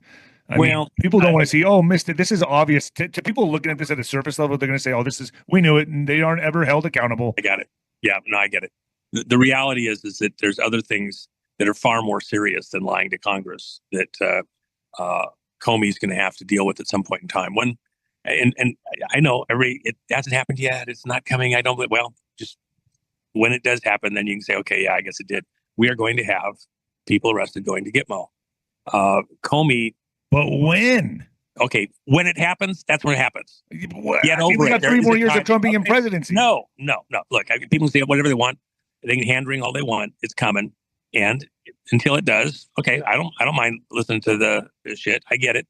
There's a timing issue here. There's a lot in play. Look, our situation is global in nature. That's where Marjorie Taylor Greene was criticizing the president for not being more focused here at home. But a lot of the issues originate offshore. You have to think of it this way, Nino. The election interference that is at the core of everything Trump is doing, 2020, it's not over yet, okay? To get to that domestically, you have to understand acts of war were committed against America. And treasonous traitors from within colluded in many ways within this global network, these associations. Look, you're going to find MI5, FBI, MI6, CIA, and other intelligence agencies. They work like private security companies for the families that are trying to run the world. And they're in the bag, if you will, because a lot of the people that they get promoted up into particular positions are all associated. It's not different than what even happened at the tail end of World War II. Several of the generals at the end of World War II all understood that the political class in America was under the thumb of a handful of very, very, very wealthy families, and that globally they had a plan. They were working the plan a la Albert Pike's vision of 3 world wars, and they were trying to maneuver things into a position where you were going to get the setup from the Second World War, laid the basis for the Third World War. That's why, for example, when Patton was so pissed off because he kept getting told he has to slow down, he could go in and take Berlin, and he's told to slow down, stop, don't move forward, to let the Soviets come in and have their prize. But the rest of the story was it laid the groundwork for the Berlin Wall, for Stalin to be able to dig in with his power. So he wasn't slowing down or withdrawing troops. He was continuing to build up even after the war ended, because he was getting ready for a war with the West over Central Europe. Look at today, right now. The situation in Ukraine is a follow-on, really, from World War II. And the questions of who's really running all the decisions that have gone into the Ukraine region. Why are we at war there? Why are we on the brink of nuclear war, re-erupting across the world because of this line? Because there's a global elite that wants this conflict to continue to escalate. And they have people in power in various locations that have helped bring that to pass. The head of the FBI, Comey, did a lot of stuff. You've got the affidavit before Grassley of the woman who was present in the room when Comey commissioned 2 officers, female officers, to go infiltrate Trump's candidacy long before Crossfire Hurricane, fully 8-9 months earlier when Trump announced, and to go in and honeypot, do whatever they could to, bait men into relationships and then learn anything they could about what Trump's strategy was through the election. Comey did that, using his federal office to infiltrate a political campaign with no basis at all, legally, investigative or any criminality like that, was really a major, major crime in America's political world. Other people in similar positions did similar things. That's just one tiny sliver of it. And by the way, if you look at Patrick Byrne, he was an asset inside the FBI's system, being managed by FBI officers. What was his role? He was used to go set up Hillary Clinton, not to prosecute her for accepting bribes. She agreed to accept a bribe, and he's given all sorts of testimony on that. But because his information was going to be used, they expected Hillary to win, to blackmail Hillary to do certain things that they wanted at key moments to keep her under control as president of the United States had she won. Comey was absolutely, totally, fully 1 trillion% involved in that operation. That's the kind of stuff that isn't going to go to a grand jury and then go to a civilian court. It is going to be dealt with military tribunals. It will come out when it happens. And if it's slow to get to that exact moment, it's so slow. That much bigger. You know what? No. Hold on. It's going very rapidly. It may be perceived to be slow because of where you're looking at it. You're not seeing the much, much bigger picture. No, I see it. I'm just voicing my frustration with the audience. Let me just help you. We're trying to deal with the whole world. How many kids here ever played tetherball? You hit that ball, it's way out there. It doesn't look like it's going very fast. It only looks like it's going fast when it gets right down to the bar and the rope is going shorter and shorter, and all of a sudden it looks like it's going super, super fast, right? Which it is, but the rope that's turning is much smaller. It's accelerated, with all that energy in a very concentrated way. There's a global reach to all the things that have to happen. Remember, the vote fraud the manipulation, the machine started in Venezuela. Why are we in Venezuela? Because we're checking off all of it. Well, it was Smartmatic, and then the people involved, as Venezuela came off the rails, went to Serbia and were under direction. Look, the building that they were operating from in Serbia, where the server farm was located, Brennan, head of CIA, former head at that time, owned half the building with the wealthiest guy in Serbia, and was coordinating that information came into the U.S. election system. That's what the people we have in physical custody here in the United States who actually did the work there have said. And it's been backed up. Stuff like Tina Peters stuff is used for corroborating. I know it's frustrating. I know it's frustrating. I get it, 1,000,000,000%. But we're after bigger game than just one minion. This is so much bigger. Comey himself is just a minion in a far, far larger game. You think he made these decisions unilaterally all by himself? No. Even Obama, where's he at right now? He's going back and forth to England, getting marching orders over in England. He's been there 3 times in the last few weeks. Why? Because it's a global operation. The people involved here, it's a far more global operation that we're trying to take down and rein in than just a couple of agency directors. Remember, all the way back to when Trump was being asked by Pat Byrne, the Flynn brothers, Sidney Powell in his office, December 18th, 45 days after the November 3rd, 2020 election, when they were supposed to provide over at Homeland Security, Director of National Intelligence Radcliffe was supposed to provide an intelligence report based on an executive order. It was a preliminary report that was due. Was there foreign interference in the election process? And if so, any advice on how to proceed with it? And the president would make that decision. He never got that report. He never got that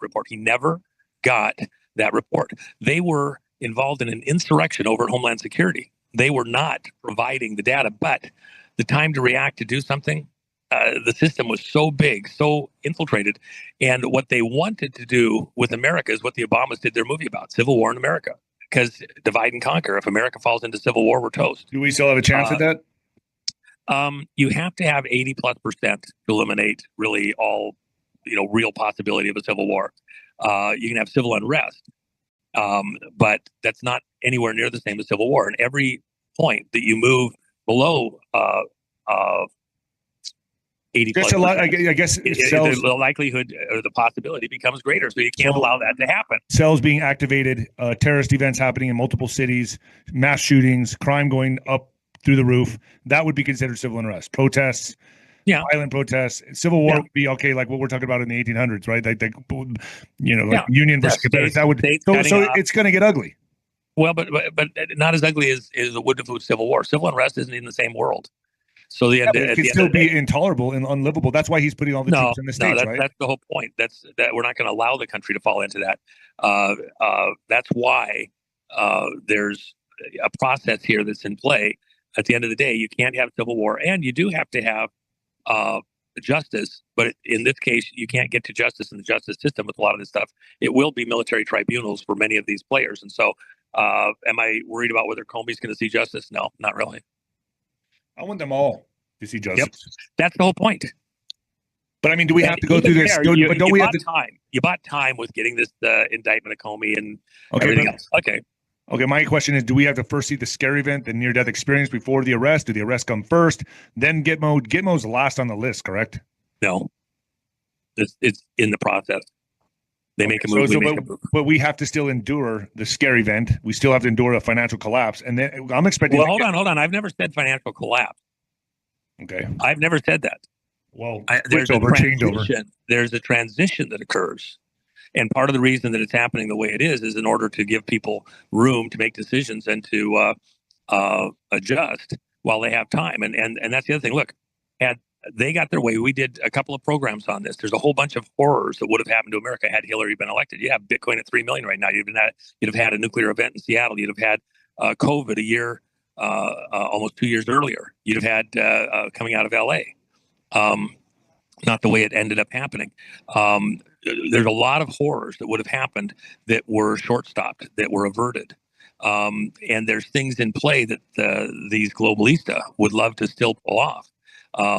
You're in a wartime condition, whether you understand that or not. Even the flags, when President Trump was doing his rallying and the Field of Stars were blacked out. which in the language of flag semaphore is that you're in occupied land. Be careful. People even in the uniforms may not be who they claim to be. And so you have to operate accordingly. And by the way, just so that everybody understands how big this is, imagine the audacity of Trump talking to all the general staff out in Virginia and the admirals that were present and telling them that he is 45, 46, and 47. Why? Because he did not relinquish command control of the nuclear arsenal. Doesn't mean that he was over at the Pentagon running it. You got people that were essentially in the other camp, whether they knew it or didn't, within the command structure, and people that you're in a war. It's like a Twilight Zone movie. It's like aliens invaded the earth and body snatched a few people, and they're running control of things. You're in a different kind of a war than most people have allowed themselves to grasp or understand. And you get little clues here and there that the president puts out and a handful of others put out to help you kind of have a measure, a bearing, some little piece of input. As thin as it might be, it's not quite what you see. Take a deep breath and understand. And so even when people, people that I like Marjorie Taylor Greene, start attacking the president, not allowing that maybe he has a little different info and has a much bigger picture. Why? Because he has to. If you only fight this war inside the courts, inside the U.S., with the governors and the states and whatever, you're probably going to lose. And in fact, that's what's been gamed out. We do lose unless you fight this war in a particular way and go back at origins. Truman was talking with and passing every wartime plan and attack back to the UN, which had just been created, which was really a Rockefeller-led operation. And so the troops were just getting hammered by China. MacArthur wanted to do the same thing Patton wanted to do in Europe, go after the Chinese and stop playing footsie in Korea and letting guys get ground up. Yes, it would have cost more lives to go in and do the fight with China right then and there. But how many lives have been lost in this war with China over the last 50 years, 75 years? Okay. And it was the same thing with Patton. He was livid that they were these globalista, these families operating even in the creation phase of the UN. That Truman was coordinating his actions with these globalista to allow Russia to become very strong as a communist to create the next enemy. Okay, the best enemy money could buy. Same thing with China, the best enemy money could buy. And these generals wanted to stop that, to get ahead of it. And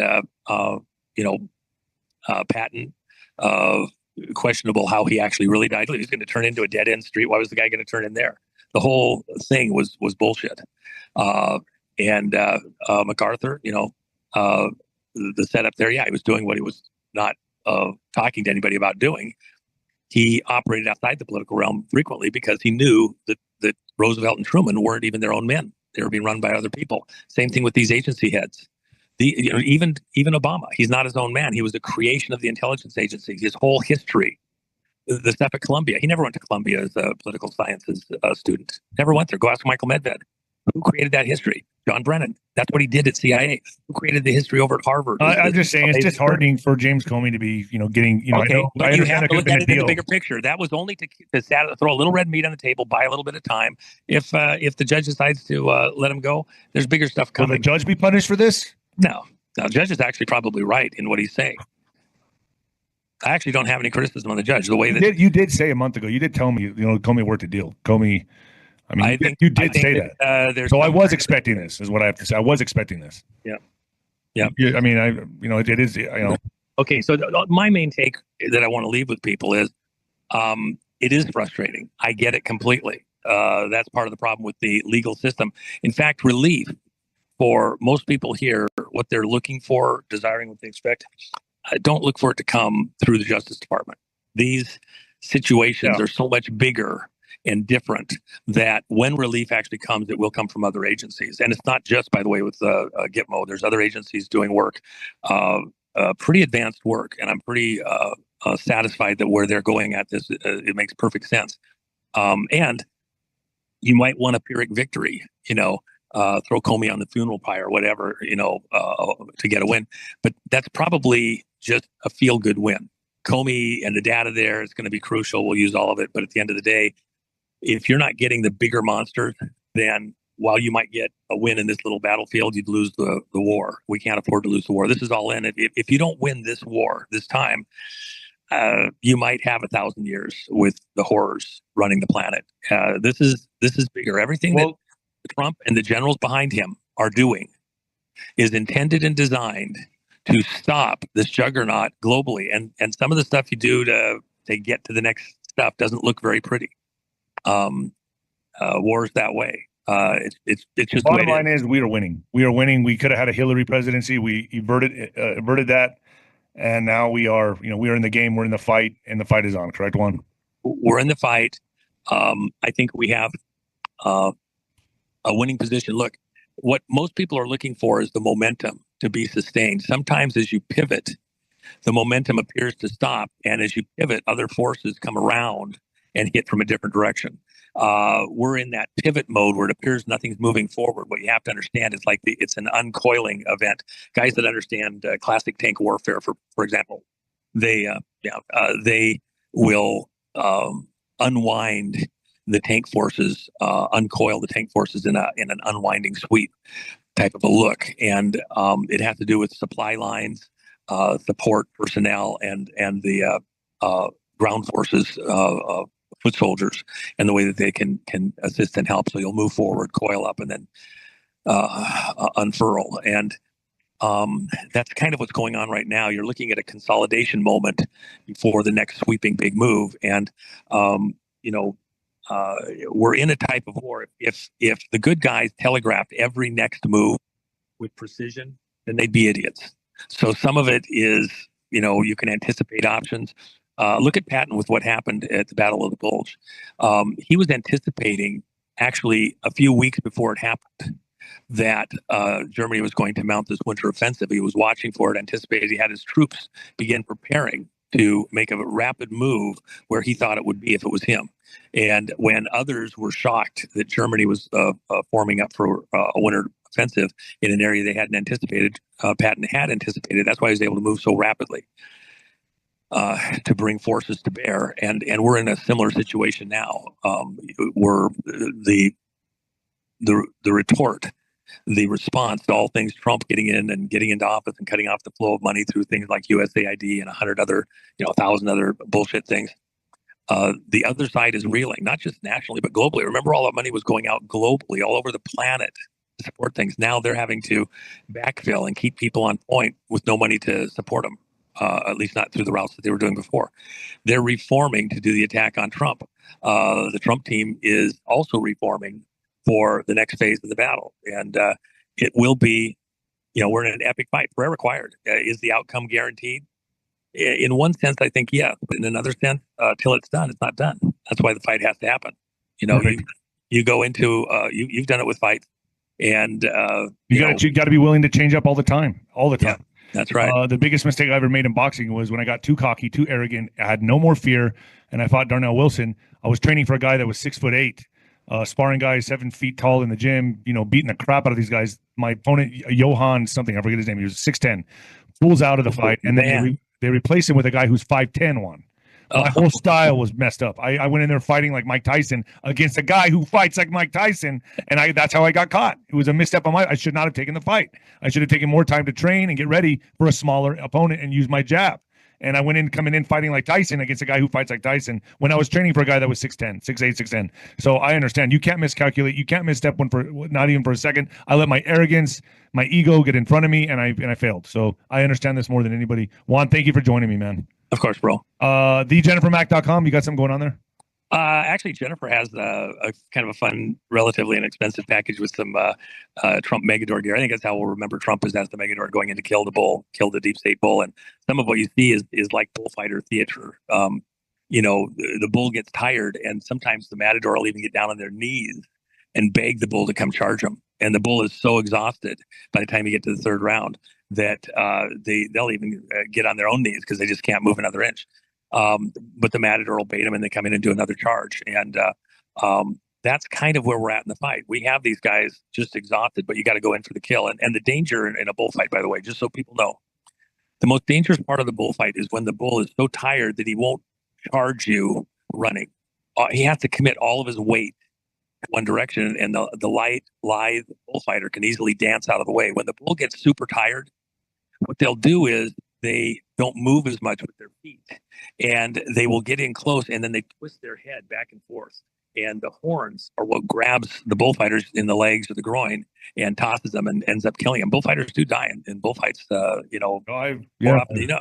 And it's because in order to kill the bull, and you have to think about strategy, even with Trump behind him, in order to kill the bull in the bullfight, the strategy is you can't get him through the chest, the musculature, the bones, the ribs, everything else. You can't get to the heart. You might wound him, but you're not going to kill him, and then they're even more dangerous. So you get up next to the bull, literally brushing the bull, and you thrust the sword down between the shoulder blades. And the only time that you can actually do that with any precision, because you got the backbone there, you've got the shoulder blades there, is when the bull's head is down. When the bull lowers its head, the shoulder blades open up, and then you can get a vulnerable spot to run the sword right between the shoulder blade and the backbone and get all the way to the heart and kill the bull. That's the only time. You have to exhaust the bull, and then when it's head down, you can get it between the shoulder blades. The problem with the head down is now it's down by your legs, and the bull twists its head back and forth, side to side. If those horns catch you, if you're one step, half a step out of sync to get in there to get the thrust into the back, the horn catches you, and you'll see these bullfighters, because they're so powerful, these bulls, they'll throw them 15 feet in the air. They'll trample them to death, the next step or two, if they can get to them, gore them the rest of the way. We're in that part of the fight. This is extremely dangerous.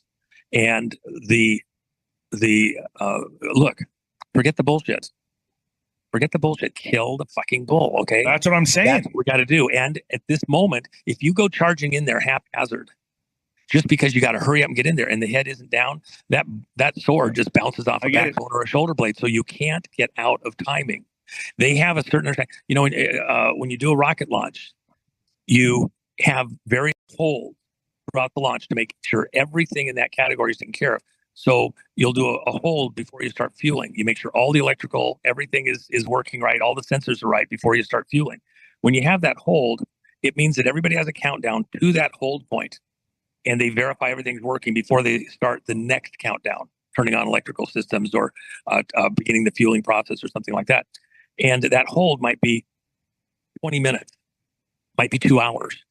At that hold point, if there's anybody that isn't quite working right, something's not functioning, they use that gap, that pause, to make sure that they correct the system, they verify it, the engineers get a chance to talk between each other. Is this a mission critical thing? Is this something that we don't understand, or can we proceed even if it's not right? We're in that moment where there is a mission critical things that we have to verify everything. Understandable. And then we'll go on with the next part of the launch.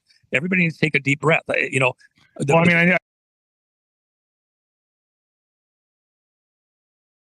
just know the story. This James Comey, a lot of people are going to be up in arms, pissed off. I wanted to get ahead of the ball. Okay.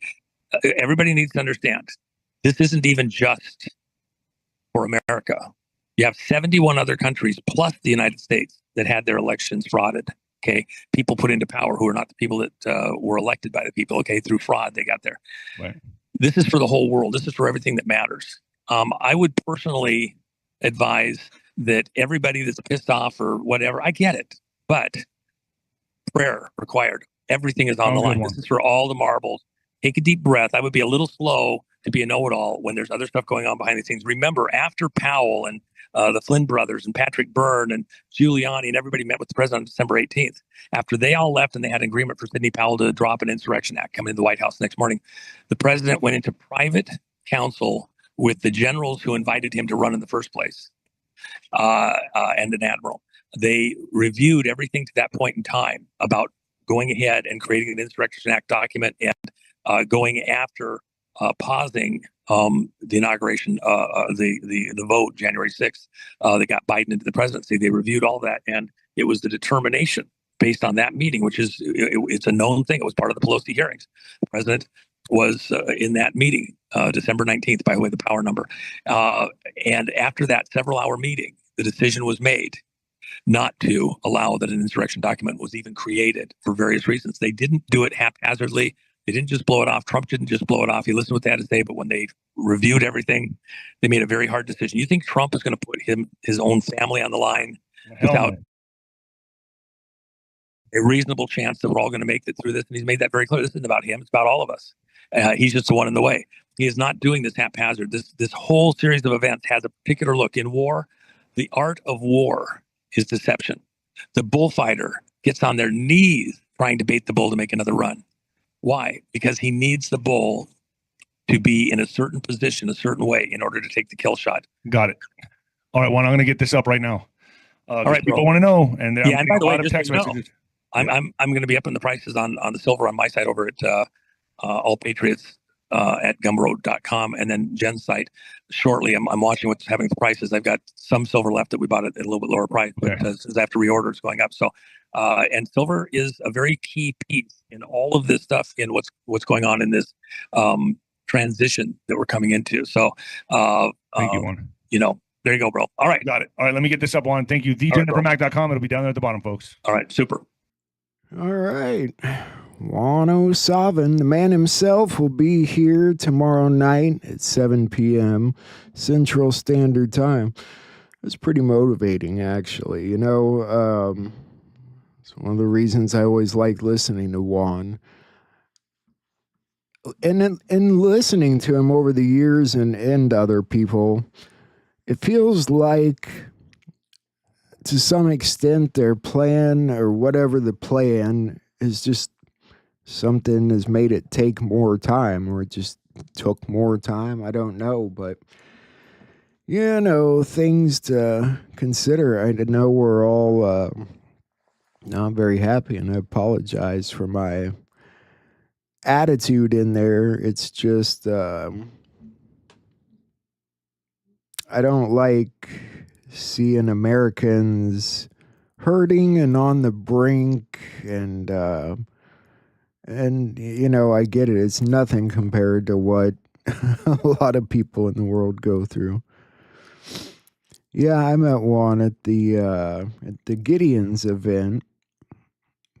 He's pretty well-mannered. I mean, he's nice to talk to. He really listens to everybody, and he takes time to sign your books and stuff. I'm looking forward to having him here tomorrow. I'd like to talk to him a little bit about where we stand in Venezuela. I'd like to know if there'll be a point where we see Maduro actually arrested, we kind of have a good idea about these other people around the country. Can't breathe, I'm getting cold. But I don't hear him say much about Maduro. I'd kind of like to know about that. It would be nice to know where they're going with everything in Ukraine. That whole Ukraine-Russia thing almost just feels like it's just totally staged. I mean, at some level, I know I'm like pushing it there, I suppose, but it's like they've been doing this little dance the whole time, which is what the world expects them to do anyway, I guess. But I don't know. People are getting killed, it sounds like. But again, you can't believe everything the news says either right now. So it gets difficult. It gets difficult to control your emotions and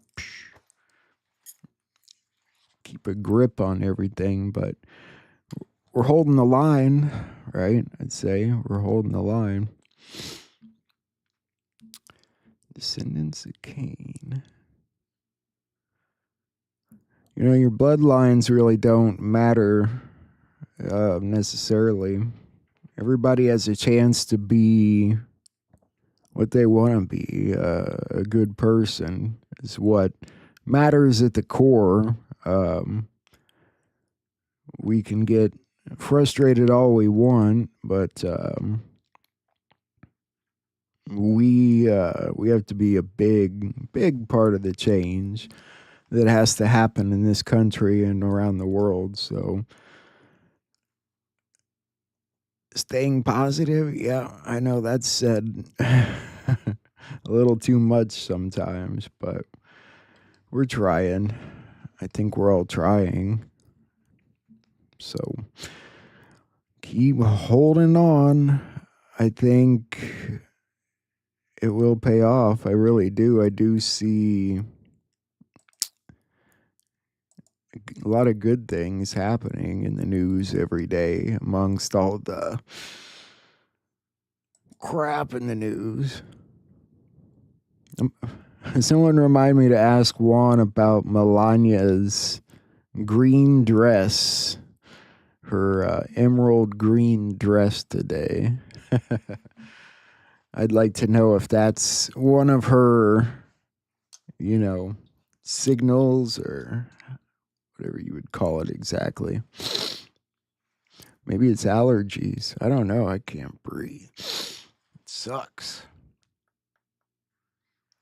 I think it's just the temperature changing again. It got real warm here and then it got real cold. It's been raining for 2 days. And been kind of crappy right here in the middle of Illinois, but we'll survive. So anyway, yeah, semaphore. There you go. That was the word I was thinking of. Thank you. My brain's tired. Gotta recharge a little bit tomorrow because won't have to put everything together for a show tomorrow. Just got to get together with Juan and do the interview. It'll be nice to talk to him. I think it'll help us all. I think it'll all set us in the right direction, and you guys can hang out in the chat and, throw your questions. I will try and be attentive to the chat. I think I need to get some sleep. Yeah, you'll be here. You'll be here, Graybeard. Wouldn't be a show without you, brother. I love you guys. You're the best patriots that I've ever met. So just keep hanging in there. I know we're all like right on the edge of our sanity at this point, but I think we'll make it. I really do.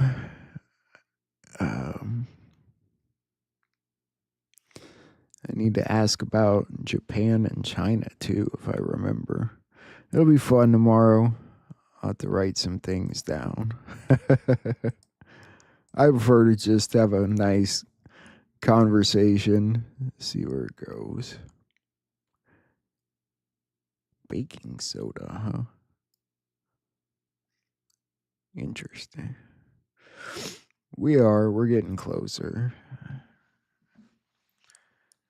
It was a good interview. I'm glad we threw that on. I don't know if they did that tonight or if that was last night, but I found that over on Rumble again. So, yeah. Anyway, 7 p.m. Central Time, guys. I will be right here. Mr. Juan will be here, and it'll be a good time. And I look forward to seeing you all. Get some sleep. Love you guys. God bless. Later, Patriots.